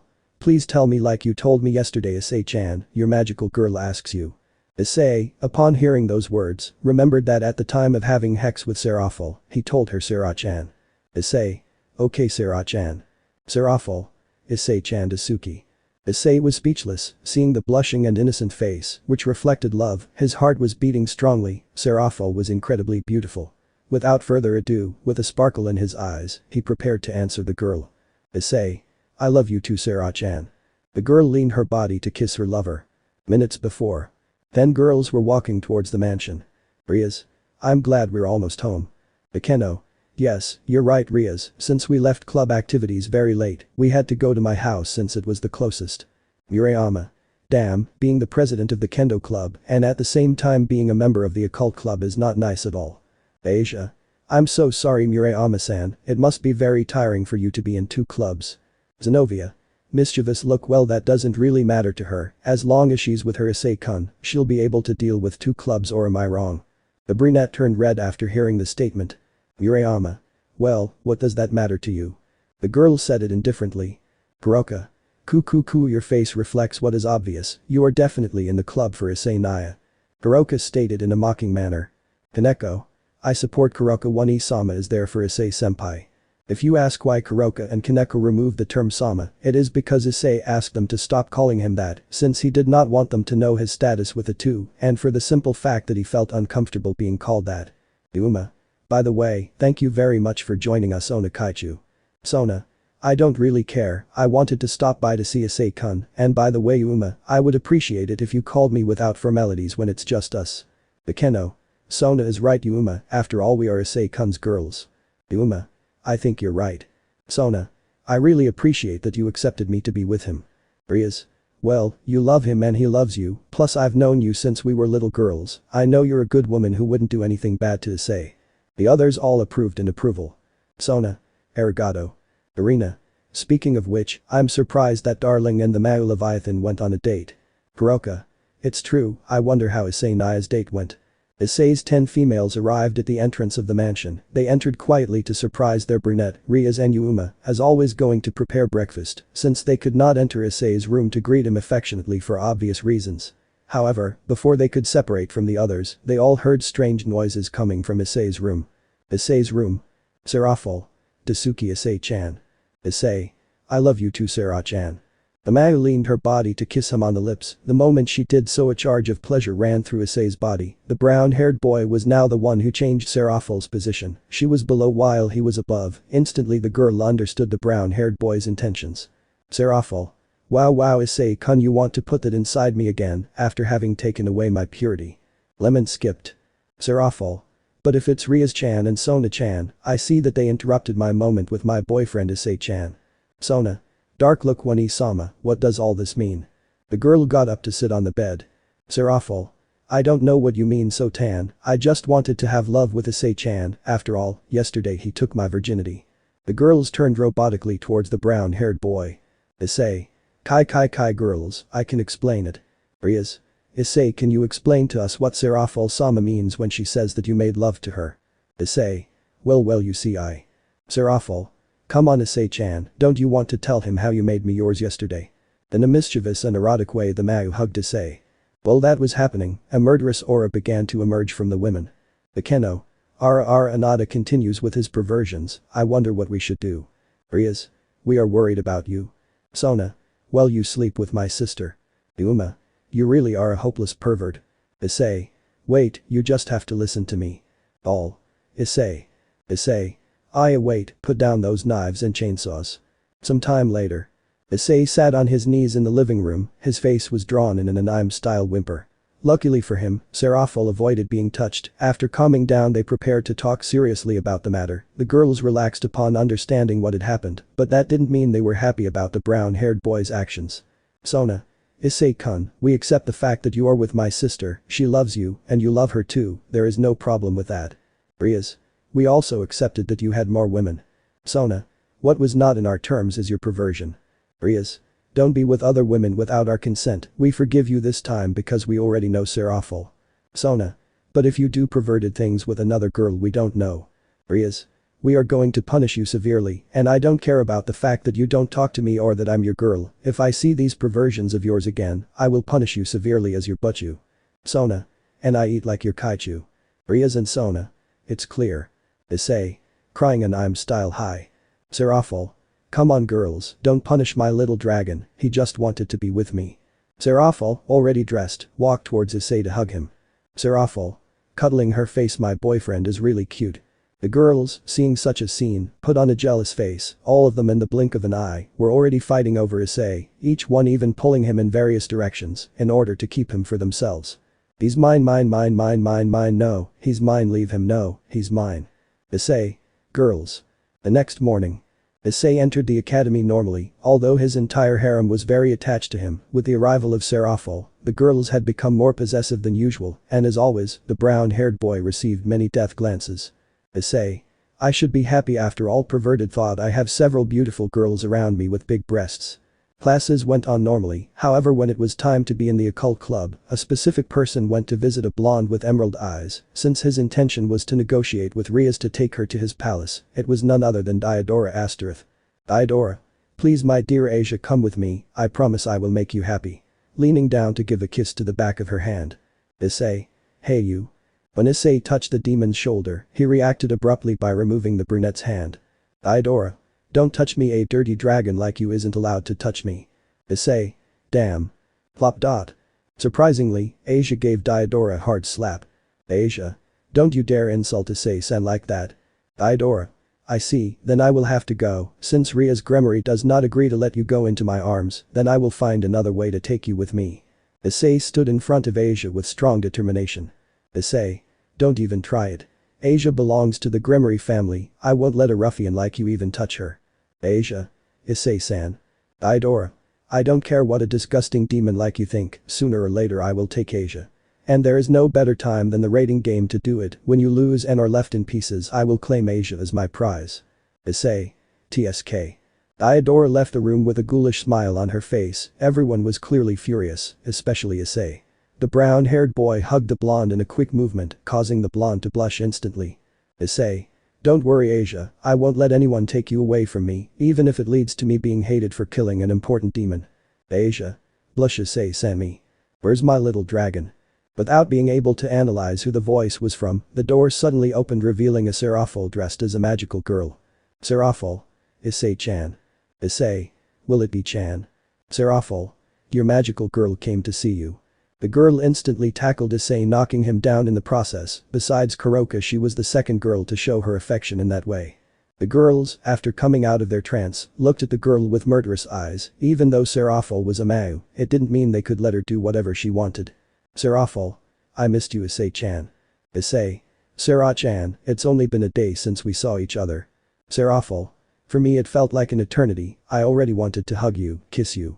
Without letting the boy speak, Serafall pressed her lips against Issei's. After feeling her lips, she blushed intensely. Serafall was one of his girls who was especially characterized by being very outgoing. No matter who they were with, she would always show that loving, that affection she had for him, and that is what he liked most about that sweet girl. Bakeno. Serafall-sama doesn't think I should leave Issei-kun already. Serafall. Pouting no, Issei is my little dragon, I don't want to part with him. The girl's jealousy grew more and more with every passing second. Issei realized this and kindly told his magical girl to stay away from him. It's not that he didn't like being hugged. On the contrary, when the girls hugged him, he could feel a loving and warm feeling. In addition to that, he could also feel their breasts. But I preferred to push Serafall away than to end up under the ground. Serafall. Good. After that scene, everyone started talking about how they were going to defeat the demon Astaroth. Also in their conversation was the issue of what they were going to do if Diodora took Asia by force. Serafall said that that was why she came to the place, not only because she wanted to see her beloved, but she also came to warn everyone that she and the other Surziches, Azazel, Michael, Auden etc. were going to interfere if Diodora did something evil. Issei. You don't have to worry Sera-chan, I myself will take care of kicking that bastard's ass if he tries anything against us. Serafall. No. Issei. Sera-chan. Serafall. I cannot allow it. As Supreme Commanders we have the obligation to punish anyone who commits treason, and if Diodora Astaroth dared to lay a single finger on you, I would take care of eliminating him with my own hands. That last thing was said in a sadistic and murderous way, although they did not know that within the friendly, peaceful, playful, loving and innocent Serafall Leviathan was a being totally contrary to what she normally was. That being would be willing to kill whoever harms the life of his beloved brown-haired boy. Issei nervously acknowledged at the young Mau's exclamation. On the one hand, Issei felt happy. Until now Serafall was his most powerful girlfriend he had, but he didn't want it to always be that way. He wanted to surpass Serafall, not to defeat her, but to protect her from any kind of danger. Some time later. Everyone from the occult club was gathered on the battlefield for the final fight. Koka, Irina and Sona, despite not being part of the entourage, were there to help, since Diodora told them that they were going to need help, regardless of whether the people were from the same clan or not. Rias. Good, we arrived. Issei. Thank you very much for your help Koka, Irina, Sona. Irina. Don't worry darling, I'm willing to help you and my friends. Koka. Since Issei Naya is my boyfriend and also my teacher, I have to always help him with whatever he needs. Sona. I also want to help the person I love and my best friend. Issei. Sparkle in his eyes girls arigato. At that instant several magic circles appeared. Issei. But what? Rias. Could it be the Astaroth emblem? Many demons emerged from the circles. Zenovia. What are those? Rias. They are apparently loyal demons from the former Demon King's faction, who now belong to the Chaos Brigade. Irina. So they are terrorists. Issei. What the hell is going on here? Wow, it seems that the hated and false Gremory family has arrived. Asia. Ah. Everyone turned their gaze to see Diodora, who was holding Asia. Issei. Asia. Rias. Diodora. Issei. Damn it. Diodora. Hello, Gremory clan, I have come to take my dear Asia. Issei. Wait, what are you doing with Asia? Rias. What does all this mean? Diodora. You will all be killed by the Chaos Brigade. Rias. As I thought, you joined the Chaos Brigade. Diodora. Maybe, but I just came to do Volley a small favor. Sona. What kind of please? Diodora. I came to eliminate the Sekiryuite since he stole the Nekashu from the brigade cases. Issei. Damn Volley. Rias. You are a despicable being, you mistreat the sanctity of the game, you touch my beautiful Asia, and you also dare to threaten to kill my Issei. Without a doubt, you deserve death. Idora. Threatening me will be of no use, before you know it all of you will be exterminated, during which time I will be one with Asia in that temple. Do you understand the meaning? Red Dragon Emperor Mua. Ha ha ha Mua. Ha ha ha. Issei. TSK. Issei. Diodora. Chapter 30. The final battle against Diodora Astaroth. Part 2. Returning to the teenagers, they were all climbing a large number of stairs, with the aim of reaching the temple where Diodora was hiding, and in this way rescue the blonde-haired girl. Issei. Asia, don't worry, I'll come save you soon, he said it with great determination. Upon finally reaching the temple, some female figures emerged from some magic circles, and suddenly Diodora's voice resonated throughout the place. Diodora. Hello Grimory clan, I knew you were going to come for me. Wow, I see that you brought help as I requested. Who would have thought that your reinforcements were the Nekomata of the Chaos Brigade, the Sitri heiress and one of the reincarnated angels. Rias. Diodora Astaroth, hiding won't do any good. If you think we're trash so much, then come out and fight. Diodora. I'm offended by your words. Rias. Grimory, I'm not hiding because I'm a coward. Before you told me that I was offending the initiative of the game. Well, if you want to play so much then let's play. All of Diodora's pieces set out to defeat the Grimory clan. Rias informed everyone of their positions through a communicator. Kiba took out his demonic holy sword, Rias took out her destruction balls, Akeno her lightning, Sona activated her water-type magic, Irina her heavenly rings, Zenovia her Durandal sword, along with the sword that Issei gave her, Kaneko and Kuroka their Senjutsu. Gasper drank some of Issei's blood, raising the power of his sacred gear, Yuuma, her spears of light. Murayama stayed behind since he still couldn't fight, and finally Issei activated his boosted gear. Kaneko. One-Sama. Kuroka. Hey. Kuroka and Kaneko launched energy balls knocking down 5 enemies, while Gasper stopped the bodies of 3 enemies. Issei took advantage of the moment to do his dress break technique, destroying the clothes of the 8 girls. The brown-haired boy. Before securing his victory, the 8 began to hit and kick him. If it weren't for the naked bodies of those girls, Issei would defeat them in an instant. Gasper. Issei senpai. Kaneko. Issei senpai. Kuroka. Issei Naya. Issei. Perverted look. I should be angry because my dress break was defeated, but the atmosphere and the beautiful scenery of breasts. Kuroka and Kaneko had a clear annoyance on their faces, even a drop of sweat, in their minds. In unison, they wondered why their master was a hopeless pervert. Kaneko. These girls are very fast when attacking, they are very coordinated. Kuroka. It's like their minds or hearts are connected. Issei. Hearts.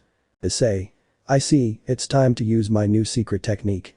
Issei closed his eyes for a moment, concentrating to direct all his attention to his sense of hearing. A crimson aura began to emerge from it. The Nekashu and the vampire put on a confused face as they wondered what Issei was up to. The brown-haired boy heard their thoughts through the girls' breasts. Issei gave the order to the 2 sisters to attack, to proceed to break their coordination. Girl. But how is that possible? Girl 2. How is it that you can read our thoughts? Issei. The truth is that I can't read their thoughts, rather their hearts know better said, I read their breasts. Girls. Hey. Issei. This is my new secret technique. Breast translator linguistic breasts. While Gasper had a look of admiration and Kiba an amused smile, Issei's girls frowned, Issei always behind their backs, creating techniques full of perversion. Yuuma, taking advantage of the perverted technique, made a lightning spear and proceeded to throw it at the women, who were shot out in several directions, falling unconscious in the process. Sona with 5 water dragons, Rias with spheres of destruction and Akeno with her lightning defeated the queen. Finally Kiba, Zenovia and Irina defeated the 2 bishops and the 2 rooks. After defeating all the pieces, they entered the temple to finish off the demon Astaroth once and for all. However, they were again confronted by a person they had not seen in a long time, Fried Selzen. Fried. Hey, it's been a while you filthy demons. Issei. It can't be, is it Fried? Fried. Yes Forks, I really am someone persistent. As you can see now, I'm still alive. Kiba. Serious damn, why are you here? Fried. After what happened, that damn volley dragged me into his plans. In other words, the Chaos Brigade recruited a guy as cool as me. Rias. Did you become one of Diodora's pieces? Fried at that moment began to laugh like a sadistic and sick man. With a psychopathic smile he mentioned that he had eaten Diodora's 2 horses. This terrified many of those present. While he was laughing, Fried began to transform into a monstrous-looking demon. Fried. Since it's such a spectacular and moving reunion, let me tell you something great. All the girls who were defeated by you were 11 famous sisters or priestesses from distant lands. Everyone's eyes widened upon hearing such a revelation. Zenovia. What are you saying? Fried. After all, that's that boy's hobby, taking holy women so that they would come with him to the underworld and then desecrating them in the process. Issei. In shock then, Asia. Freed. One day the young demon found a beautiful holy woman, totally his type, but the woman was extremely faithful to God. Taking that into account, it would be very difficult for him to kidnap her, so he thought that she would be expelled from the church if she was seen healing a wounded demon like him. Issei. Remembering Asia TSK, what the hell are you talking about? Issei was slowly approaching Freed. The Redeed seeing this put his arm, preventing the brown-haired man from continuing. Freed. After being labeled a traitor to the church and falling into the abyss of loneliness and sadness, he would save her, taking advantage of her feelings and her body at the same time. That's what the young master loves to do. Issei. Damn you. Issei with great fury was determined to kill Freed. However, Kiba with great seriousness told him to save that fury for Diodora, since he was going to take care of Freed. A few seconds later Kiba managed to end the life of the former priest. Without any more time to waste, everyone headed to the room where Diodora was. Issei. Diodora, I will never forgive you. Upon arriving at the room they found the demon sitting on a kind of throne. Next to him was Asia. Diodora congratulated them for having defeated his pieces and Freed, then began to tell those present that he had told the whole truth to the blonde-haired girl, who began to cry. Remembering the demon's words, Issei began to get angry with each word that came out of his mouth. Diodora also told them that he was the person behind Asia's kidnapping, who had been carried out by Denasiage and Yuuma some time ago. Then with his hands he would kill in the sickest way the fallen angels who did his job. Everyone was in complete shock. Yuuma was the one who was most stunned. She didn't know that that demon was the one who sent them after her friend. Issei, unlike everyone else, was quite furious. Diodora not only planned to grape Asia, but was also going to torture his beloved Yuuma. Diodora. Asia is still a virgin, right? I don't want anything the Sekirute has used. Issei. Urusei. Diodora. But, on second thought, stealing it from the Sekirute might be fun. Issei. Urusei. Diodora. It will be fun to grape Asia while she screams your name. Issei. Urusei. Reg. Boosted gear scale male balance breaker. Issei. Diodora. Upon completing his balance breaker, Issei went to torture Diodora, lifting him from the throne where he was to begin hitting him countless times, causing Diodora to begin spitting jets of blood. Then he slammed him into the walls and pillars again and again. Diodora. How is it possible that a demon who has the power of office is defeated so easily? I am a high-class demon. I am also part of the lineage of the great demon Beelzebub. How can my noble blood lose against the blood of a disgusting reincarnated demon like you? Issei landed a powerful blow to Diodora's face. Feeling great pain, Diodora covered his face with his hands. Diodora. It hurts, it hurts, it hurts. Issei grabbed him by the neck and began to hit him in the stomach repeatedly, making Diodora moan in pain. Diodora. Why is a rotten dragon defeating me? Issei. How dare you make my sweet Asia cry, you don't deserve to live. Issei held Diodora's arms tightly. He applied all his strength to tear off his limbs. Diodora began to scream in pain. Issei buried him in the floor, thus giving him several blows with his own hands. His fury was so great that the very aura that emanated from him disintegrated Diodora's arms. Diodora began to spit out gobs of blood. The pain was unbearable. Diodora. Damn you, cough Sekirute, you will pay cough for your insolence. Issei. You are in no position to threaten. Let it be very clear to you, Diodora, I will never leave alive anyone who dares to hurt my girls. Boost boost boost boost boost boost boost boost boost. Issei pointed the palm of his hand at Diodora and with a loud voice that reflected hatred he said, Super Dragon Shot. A large beam of energy completely consumed Diodora's body and before dying he could only scream in pain. When the battle ended, Issei returned to normal. He went to the blonde to break her bonds that prevented her from moving and thus free her. The blonde-haired girl quickly hugged Issei, bringing tears of happiness. Asia. Issei-san. Issei. Asia, I'm glad you're okay, sorry if it took me a long time to get here. Asia. I believed in you, I knew you were going to come for me, Issei-san. Issei. Sorry for making you go through painful things. Asia. Don't worry, I'm fine now that you're here with me, Issei-san. Issei. Then let's go back to our house, my sweet Asia. Asia. Yes, let me pray before I go. Issei. Confused, why are you going to pray in a place like this? Asia. That's a secret. The blonde moved a few meters away from the group to kneel and began to pray. Asia. Heavenly Father, will you listen to my wishes? Please continue to protect Issei until the end and please. From now until the end, also as a last thing I want to ask you to make Issei realize my feelings. I don't want him to see me as a younger sister, I want him to love me and desire me as a woman. The golden light illuminated the young Asia. Everyone present could only watch in shock as Asia vanished along with the light. Then an echo resonated for Issei. Asia. Can I stay by your side forever, Issei-san? Can you love me like I love you? Issei. Asia. Zenovia. But what happened? Irina. What's going on here? Wow, it seems that they have defeated Diodora Astareth. Rias. Who's there? The greenish magic circle appeared above the Gremory family and a subject unknown to everyone emerged from it. That guy had the appearance of a handsome man dressed in black armor and a cape included. He had long brown hair that reached his hips with many bangs covering his right eye. The younger sister of the despicable and false demon king, I am the true descendant of the great demon, Beelzebub Shalba Beelzebub. Rias. Beelzebub, I see you're behind the death of the glacial Ebola's heir, aren't you? Shalba. Proclaiming yourself the true demon king is a sign of arrogance. Rias, because of her anger, began to give off a demonic aura. Rias. I will never forgive you for killing my beautiful Asia. Shalba. I will give you the same fate, Serzich's younger sister. Rias. TSK. Issei. Asia. Asia. Where are you? Hey, please come out of your hiding place so we can go home together, you're really childish Asia, come on, quickly. Kiba. Issei-kun. Rias. Issei. Sona. Issei-kun. Issei. If you're scared, don't worry, I promise I'll beat up all the guys who were mistreating you, Asia. Rias and Yuuma with tears in their eyes approached Issei to give him a big hug. Rias and Yuuma. Issei-kun. Issei. Girls, Asia is coming back, right? We have to look for her, she's from our family. Shalba. It seems that you don't understand, I sent her through dimensions, her body must be dismembered at this moment, which means that she is dead. Everyone looked at Shalba with great hatred. Issei changed his face from skepticism to a furious one. Issei with his head down, addressed Shalba, as he did so his sacred gear appeared. Dreg. Rias Gremory. Rias. Sekiruite. Dreg. If you don't want to die, you and the others leave this place immediately. Rias. Ha. Dreg. Hey demon. You said you were Shalba Beelzebub, right? You made the wrong decision to anger my partner. Shalba. Nanny. A large amount of power was surging from Issei, all the brown-haired girls looked at him in fear. Kiba. But what a lot of aura and power. Hineko. She's monstrous. Kuroka. And dangerous. Rias. Issei. Yuuma. What's going on? Issei-kun. Shalba. That's it. Cries began to be heard and Issei's armor began to change shape.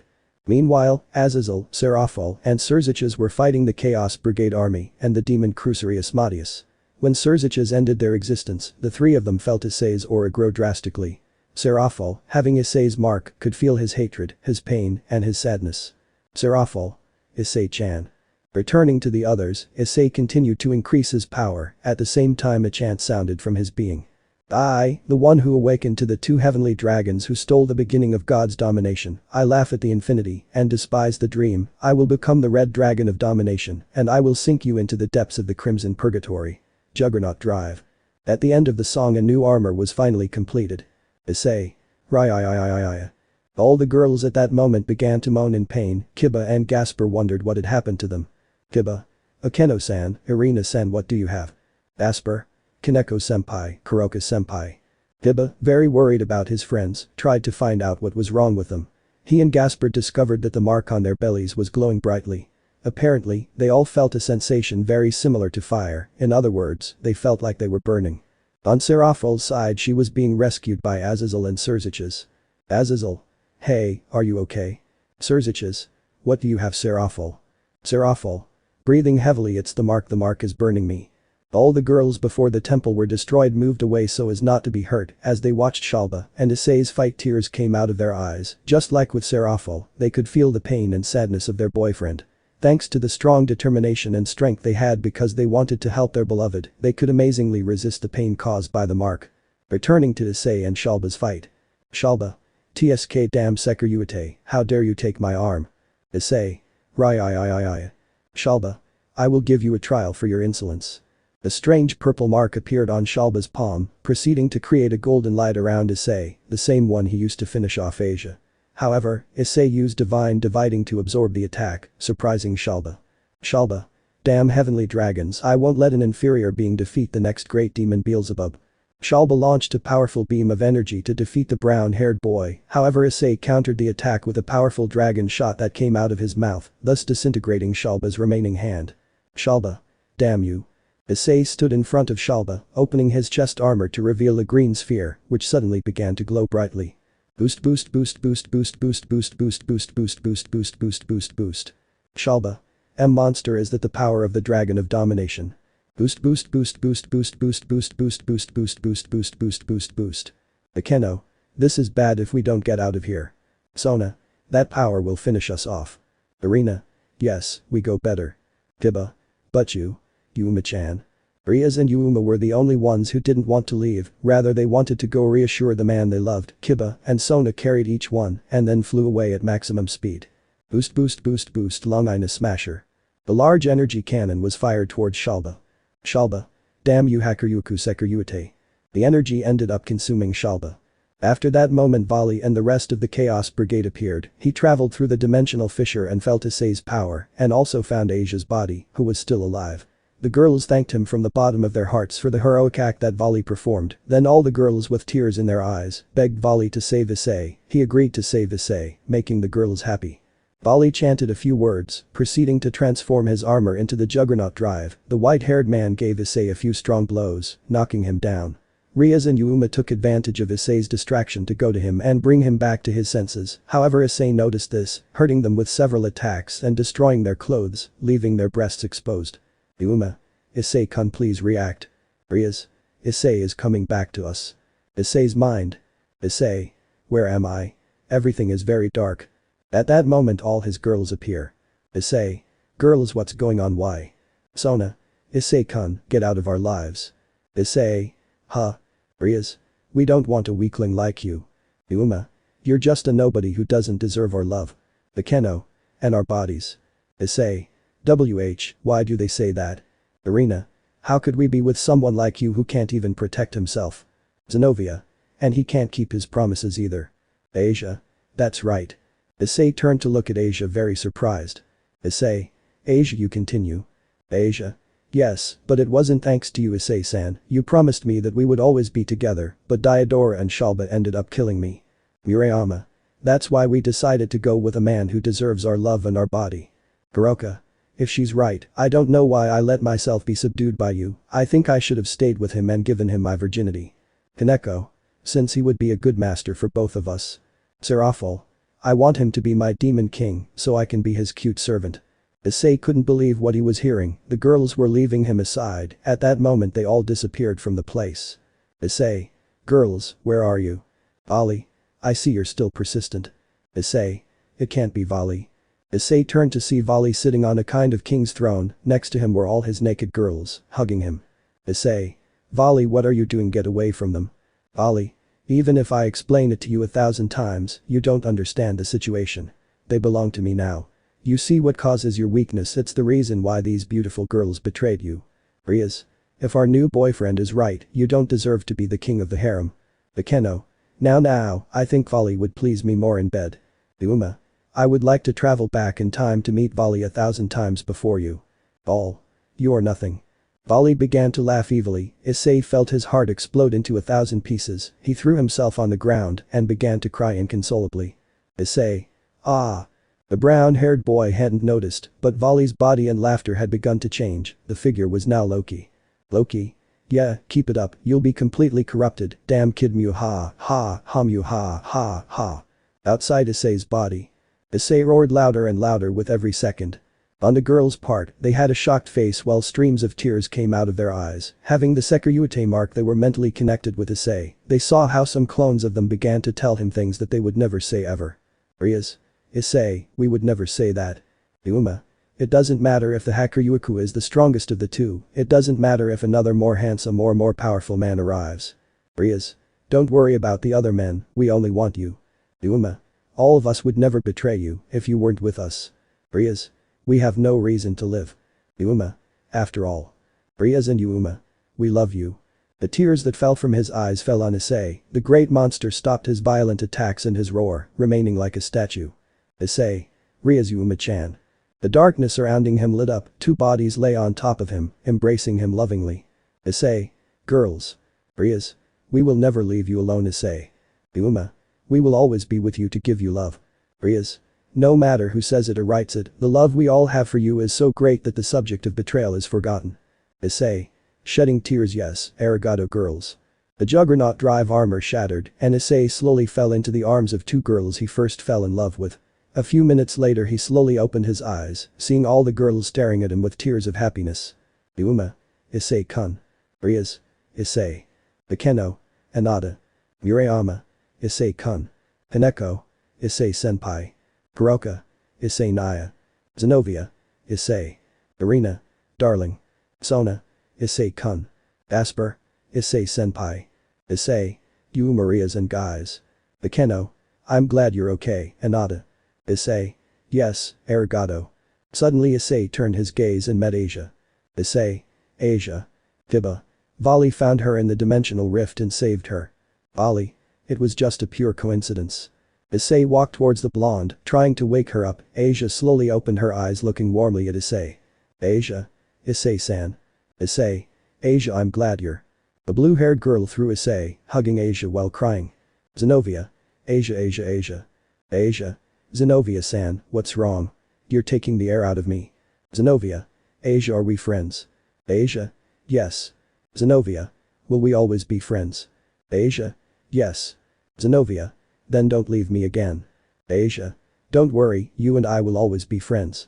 Zenovia. Asia. Arena. I've never seen Zenovia like that. Vali. Hyoudou Issei observes that carefully, that's what I wanted to see. Issei got up from the floor, standing next to Vali. Everyone watched a huge red dragon coming out of the dimensional fissure. Issei. Who is he? Vali. He is the dragon of dragons, the Great Red. Issei.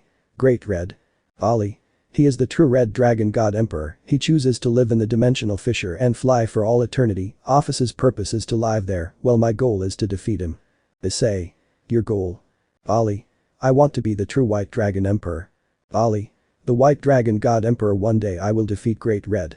Office. It's been a while, Great Red. Issei. Wait, who is she?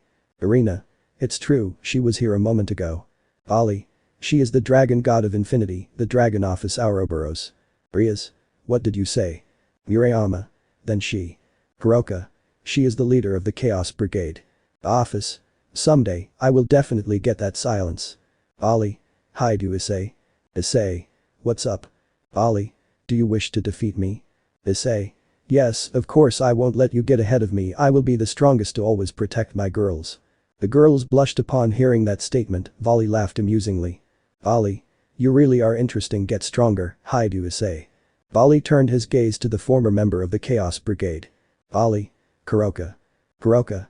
Okay, you'll see, Vali. You don't have to apologize, Kuroka, even if you don't believe it, I have observed you, I know that you are very happy with Hyoudou Issei and that he has taken good care of you. Kuroka. That's right, I'm glad to be with him, I'm not only by his side because he's my master, but because I love him. I tried to take Shirin with me and he still opened the doors of his heart to me, his nobility is what made me fall in love with him. Vali. I'm glad to hear that, I guess you're in better hands. Kuroka. Vali, just as I was in the Chaos Brigade to follow your dreams, now I plan to follow Issei Naya's dreams. Issei. Happy Kuroka. Vali. Okay, now that I know you're okay I'm leaving, before Hyoudou Issei. Issei. Huh. Vali. You better take care of Kuroka. Issei. Don't worry, I'll never leave her alone, after all, she's my kitty. Vali smiled and said goodbye to everyone before leaving with Arthur, Biku, and Office. Rias. Okay, let's go home. Issei.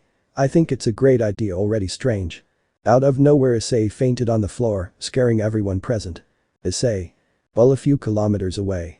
Iodora was crawling, just when Issei's dragon shot hit him, he teleported at the last moment. Iodora. Damn Sekiryuite, when I recover I will make him suffer slowly. Oh, but I think someone has behaved badly. Iodora, terrified, turned his face to look at Serafall. Iodora. Leviathan-sama, what are you doing here? Serafall. Hello Asterith-chan, I guess you already know why I came. Iodora. Thank you very much, I am truly sorry for what I did when I spoke with Serzich's-sama. Serafall. Who said I was going to take you?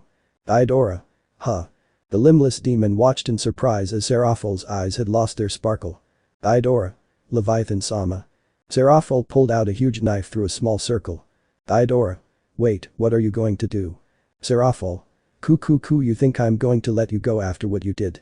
Serafall said it with an innocent face and a childish voice, despite having a little girl attitude in front of him, Iodora for some strange reason felt great fear.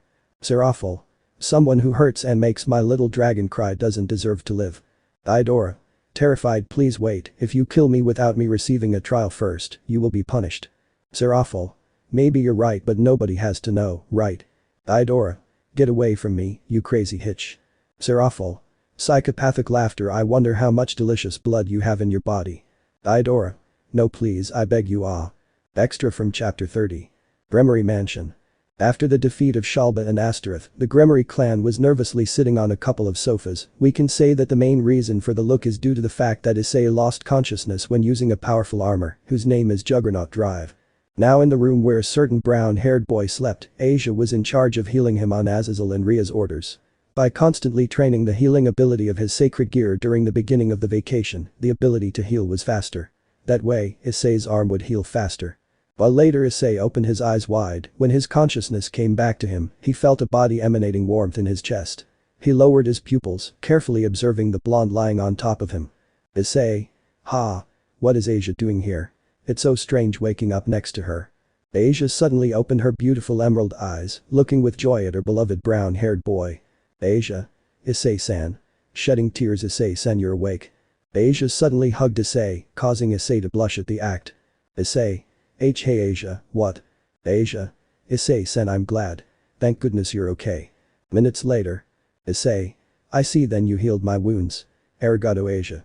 Asia. No, I was just desperate. I didn't want to lose you. Issei. Asia. Asia. I thought I was going to lose you. Yeah, if that had happened I wouldn't know what to do. Issei caressed her head sweetly. Asia, surprised, turned her gaze to Issei's face. What she could see were those warm hazel eyes that reflected love, protection and understanding. Issei. Asia, calm down, I'm here by your side. It's always been like this and it will always be like this. Asia. Issei-san. Issei.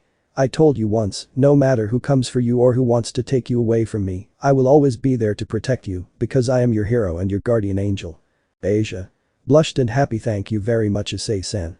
Issei, feeling uncomfortable by the penetrating gaze, stood up suddenly. Issei. Well, I think I feel better now. It would be better to go with the others, I'm sure they must be worried. Asia stopped her movement by tightly grabbing Issei's shirt. Issei. Asia goes too. The blonde suddenly gave him a deep kiss. Asia. Issei-san. I love you. Issei was stunned, he never expected Asia to kiss him, much less declare her love for him. Issei. Asia. Asia. Issei-san, please don't want you to keep treating me like a little sister. I want you to look at me like a woman, from the bottom of my heart I wished for it.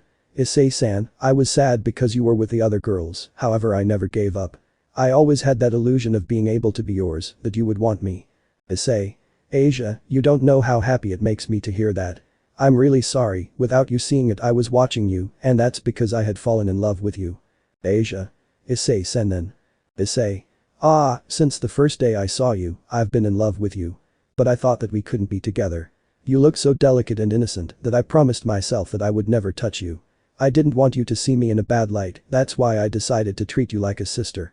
Asia hugged Issei, transmitting to him through this, her love and her charisma. Asia. Issei-san, I would never see you in bad shape, if it's just about you then you can touch me, I don't care. Lemon skipped. Meanwhile, some figures blushed as they watched through the half-open door at that scene, and they slowly began to close it. Akeno. Ara, Anada and Asia had their passionate night. Kaneko. I think we shouldn't have left Asia-senpai alone with him. Hiroka. Too bad, the blonde was pleased by Issei Naya. Serafall. Coo if someone hadn't left her alone with him. Rias. Blushes, it's not my fault, I didn't know they were going to end up doing it, besides I think she already deserved to be with him. Zenovia. She's right, what do you think, Irina? Irina. Turning to look away. No, it's not okay, well, they can't be doing those things in other people's places. Sona. Like Irina, she is right, we are in Surzicha-sama's residence, you must learn to respect it. All the girls smiled slightly, no matter what happened Irina and Sona would always hate immoral or indecent things. Murayama. I think Rias One-sama is right, the two of them needed to be together a long time ago. Yuuma. Yep, the two fell in love right after Denasiage was defeated. Final chapter. An eternal love. Issei x Yuuma, Issei x Rias. Previously in the Harem Dragon, Issei had defeated Shalba and Diodora, successfully rescuing the blonde-haired girl. After saving her, Asia in gratitude gave him her purity and her body. Issei, now that he had made Asia his own, had 11 girls in total in his hands, for which he felt very proud. Bremery residence. Asia looked sweetly at what seemed to be a chestnut sleeping. Every time she saw him her heart beat very strongly and more when she knew that at that moment she had become that boy's girlfriend. Asia brought her face closer to Issei, overshadowing her lips with his, thus creating a deep and loving kiss. Issei opened his eyes as he felt his lips being joined with the lips of his recent girlfriend. Issei. Is this Asia? Asia. You finally woke up, Issei-san. When Issei woke up, he remembered what had happened a few hours ago. With a blush on his face he got out of bed. Asia. Issei-san. Issei. Asia, don't tell me what. The blonde understood at that moment why Issei's nervous attitude, her red cheeks were quick to appear. Asia, out of happiness at knowing that she was his girlfriend, completely forgot the fact that they had had relations. Issei for his part changed his countenance to a calmer and more relaxed one. In his thoughts he reflected on what they did, but finally decided to put it aside. Asia loved him, he loved her too, she herself offered to give him her purity, and in the end they were boyfriends. She didn't have to worry about what was going to happen later, the girls would probably understand. Asia saw that Issei had calmed down, seeing him she calmed down too, however on her face there was still a hint of nervousness. Issei approached Asia and hugged her in the process. Asia. Issei-san yo. Issei. I feel very happy Asia you are finally by my side. Asia, listening to Issei's words, felt her heartbeat faster. She, like everyone else, always ended up surrendering to Issei, and that made her happy, so she reciprocated Issei's hug. Issei. Asia, now that you are my girlfriend I will take care of protecting you more than usual. I will not let another person like Diodora take you away from me. I don't want them to hurt the beautiful blonde that I love you again. Asia. Shedding tears while resting her face on Issei's chest. Thank you very much Issei-san. You don't know how happy it makes me to hear those words. I love you too. You were the first friend I had, now you are the first boyfriend I have, and I want it to always be that way. Issei. Asia, I already told you but I did it in the form of an older brother. Now I will tell you as your boyfriend. I will always be by your side. I will never leave you. I will protect you with all my heart. Asia raised her face to Issei's face. The two had their gaze on each other. That love and warmth was evident in their eyes. They slowly brought their faces closer. In a few seconds their lips were already connected, giving each other a tender kiss full of love. Ahem, ahem. Issei and Asia separated upon hearing that voice. They turned around nervously finding 14 figures in general, Azazel, Roswis, Kiba, Gasper and the rest of Issei's girls. Issei. I'll see. Rias. Issei, we'll talk about this later, now it's important that you eat. Azazel. I have to tell you all something important and since you're feeling better now, I need you to be here. Issei. Ha. Some time later everyone was in the room. Issei. Well, sensei, what did you want to tell us? Azazel. There are 3 things I want to tell you, the first is about Loki's curse. Issei. Loki's curse. Azazel. That's right. Asia. I thought he was dead. Azazel. He is indeed dead, however before dying he left a curse. Issei. What do you mean, a curse? I don't understand anything. Rias. Azazel, leave the mystery and tell us what that curse is. Azazel sighed and proceeded to tell the tale. Azazel. The god Loki before dying put a curse on Rias and Yuuma. Everyone looked surprised when they heard those words. Sona. But why would I put a curse on Rias and Yuuma? Azazel. It's not obvious, they were the ones who killed him. Kiba. It's true, it would be logical for them to have the curse. Zenovia. If that's true, what curse did he put on them? Azazel. Your question is also a logical answer. Everyone looked confused, many thought about what the curse could be, however, despite Azazel saying it was a simple answer, the reality was that they couldn't find that answer. Sona, unlike the others, only took a few moments to decipher the answer. Sona. I see, it's Issei-kun right? Rias. What do you mean, Issei? Sona. The curse that Loki put on them. Attacked what they loved most in the whole world. If the god of deception wanted to make them suffer, then damaging their relationship with the man they loved was a clear strategy. I guess I'm right, right? Azazel. Yes. Rias. Sad, how did you find out that? Sona. That time at the time of the fight against Loki, when I was able to save Issei with the phoenix tears, I could clearly see his concern he had towards you. It was evident that he wanted to tell you that he was okay and that you didn't have to kill Loki. However, afterwards he became a different person, his face went from being worried to one full of displeasure and coldness. At first I didn't know why that change in attitude, now that I heard about the curse I know why Issei moved away from them. While everyone had an emotionless face, Yuuma and Rias had an enormous sadness, and the brunette clenched his fists tightly. Issei felt a great rage inside him, because of Loki he hurt his beautiful girls. Azazel. But they no longer have to worry. Precisely after Shalba died, Office took out an evil energy from Issei. The Kano-So office removed the curse from Anata's body. Azazel. Indeed, now Issei is completely clean. Yuuma and Rias, full of hope, turned their gazes towards Issei. The brown-haired boy noticed this and turned to look at them with a warm smile. That warm face gave them the signal that they were going to talk in private later. Yuuma and Rias blushed and nervously agreed. At that moment, they took their eyes off Issei, turning their gaze to somewhere other than him. Everyone put on a happy and amused smile when they saw that scene. Azazel. Okay, now that we're done, shall we start with the next one? Issei. It's true, more information is still needed. What else did Sensei want to tell us? Azazel. I have great news for the Hyoudou family, it is that. Serafall. Sona-chan and I will live in Issei-chan's house from now on. Serafall interrupted Azazel by blurting out that information. All? Huh? Issei and Sona. What does this mean? Azazel. Lord Sitri and Lady Sitri decreed that their 2 daughters would live in the Hyoudou mansion when they found out that they became Issei's girlfriends. Sona wasn't surprised like everyone else, she was kind of expecting that result, her parents always found out what was going on around them. Azazel. And by the way, they also said that they wanted to meet their future son-in-law at a dinner with him and his 2 daughters. This time Sona didn't have the same face, she, like Issei, showed clear nervousness. Sona. Okay, when they don't ask us we'll go, right Issei-kun? Issei quickly agreed. Rias. But what happened to Serafall Sama's job? Serafall. Don't worry about it Rias-chan, Surziches-chan told me to leave my job as a Mau for a while, since he and my parents agreed that I should be in the human world to finish college. Issei. Sera-chan, did you never finish college? Serafall. Not really, after finishing high school I was put to training to become a Mau. My parents wanted me to be a great Mau and decided that I should finish university. Issei. Thank you, but you don't have to worry, with or without giving explanations, you will always be welcome in my home. Sona. Thank you Issei-kun. Serafall. Coo, my little dragon is very kind, that's why I love him. Issei with a big blush changed the subject. Issei. Sensei is sorting out the matter of Sona and Sera-chan moving. What's the last thing you want to tell us? Azazel. Let's see, I don't know if you're going to like this news, especially since it has something to do with you. Issei. Ha. Azazel. You could say you've become quite popular in the underworld. Issei. Popular? Azazel.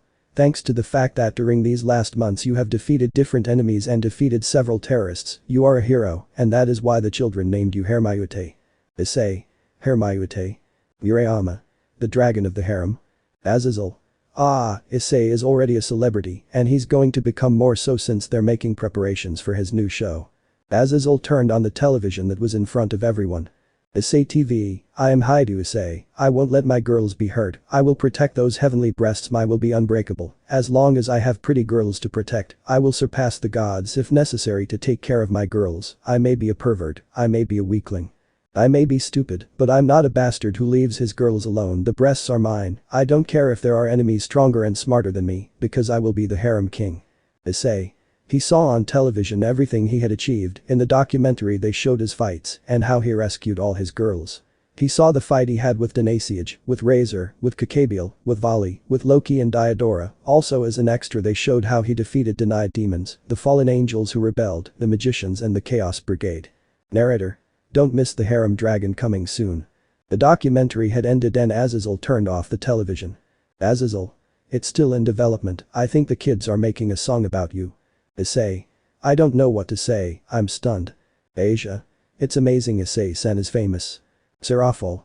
I'm happy for you, but even if you are my little dragon, I won't let you surpass my program. Everyone had a drop of sweat on their face as Serafall did her typical magical girl pose. Azazel. Okay, now that we've finished with the 3 pieces of information, you can leave. Looking at his watch, but remember, in 3 hours we'll be back in Kuo. Some time later in Yuuma and Ria's room. Issei. Knock, girls, can I come in? Rias. Hey. The brown-haired boy entered the room, finding 2 beautiful girls sitting together on a bed, their faces very serious. Issei. Rias Yuuma, you see Rias. Issei please say what you have to say. Issei couldn't speak clearly, he didn't have the face to apologize to Rias and Yuuma, even though they were the women he loved, he treated them badly, and the fact that Loki put a curse on them was no excuse for what he did, he knew well that he could have prevented it, that he could have fought against that curse. Yuuma. Serious, what do you want to tell us Issei-kun? Issei put aside his fear and with strong determination he approached the 2 women, with a quick movement he knelt before the girls. Issei. Gomen Nasai Gomen Nasai Gomen Nasai Gomen Nasai. The girls were stunned by the sudden action, their hands covering their mouths. Issei. I was stupid and a bastard, shedding tears I put them aside while I was with the others, well they shed tears for me they saw how I spoiled and spent time with the girls, you really suffered. The curse had nothing to do with it, it's my fault I should have stopped Loki from putting the curse on you, I should have fought against it and not hurt you. I always say that my love for you is stronger than anything else, but I did not keep my promise, I have no forgiveness I have no forgiveness. You are special I do not know how a guy like me could have you I do not deserve your love and affection, you deserve someone better than me if you hate me it's okay. I just hope you are very happy in the future. Rias and Yuuma couldn't help their impulses and rushed towards Issei to hug him. Rias. Baka of course we forgive you. Yuuma. You don't have to worry, we will never have feelings for other men. Rias. We only love you. Yuuma. Didn't we tell you when you defeated Shalba? Issei. Girls, so what you told me wasn't a dream, did you really tell me all that? Rias. Ah, we said all that. Yuuma. And I repeat it again, we will never leave you alone Issei-kun, you are the man who saved me from the darkness, you are the boy who changed my identity. I was a completely different person than what I am now. Rias. You saved me from my engagement with Razor, you were always there for me. So don't say that you don't deserve us, because that's not true. Issei. Wiping his tears arigato girls, thank you for giving me. Yuuma. Our love will always be eternal. Rias. Never forget it. Issei. And it will always be like this. Each girl gave Issei a loving kiss as they hugged each other warmly. All the girls through a spy spell heard and saw the scene, being moved. One day later. House of Azazel. Surziches. Azazel, how did the conversation go? Azazel. Well, when Issei appeared Yuuma and Rias reconciled, last night they had a date and then a moment of passion. Surziches. I'm glad to hear that. Now about Yuuma and Murayama. Azazel. Don't worry about it, I didn't say anything as you ordered. Surziches. Azazel, I know you want to tell Yuuma that you are her father, but it would be better if you and Michael talked alone with those two and Issei. Azazel. If you say so, it's fine. Surziches. By the way, maybe I'll go visit my sister and brother-in-law. Azazel. Believe me, you don't want to visit them today. Surziches. Huh? What do you mean? Azazel. The girls asked me to please keep everyone away from the Hyoudou mansion tonight, including me. Surziches just put on an understanding and amused smile, he finally understood what the girls were probably going to do, therefore it would be better not to bother them. Hyoudou residence. Issei was sleeping soundly in his bed while 11 figures entered his room. Yuuma, Rias, Akeno, Murayama, Kaneko, Kuroka, Zenovia, Irina, Sona, Serafall and Asia, undressed and were completely naked, they looked at Issei with a sparkle in their eyes and a blush on their cheeks. They all moved forward in unison towards Issei, their lustful plan had begun. They were all going to have Issei tonight, absolutely no one would destroy their moment with him. Issei was undoubtedly the luckiest man in the world, maybe they were going to ruin his dream, but if it was about making 11 beautiful women, his then any lustful dream did not compare to this. On the other hand, between the half-open door Roswa saw this with a big blush on her cheeks, although she did not admit it for some reason she felt great anger to see all of them with Issei. What could be bothering her about that? And why? Could it be? End of song. Meanwhile. Far away from Kuo, a man was sitting on a comfortable sofa in the dark, so his face could not be seen at all. Gentlemen, the time for revolution has come the factions will finally be able to see my greatness, and the cursed celestial dragons will fall before me. Let me know in the comments below if you guys want the next part. Also check out my other video that has been shown in left. Thank you for watching, if you enjoyed this video please like and share this video. And have a fantastic day bye.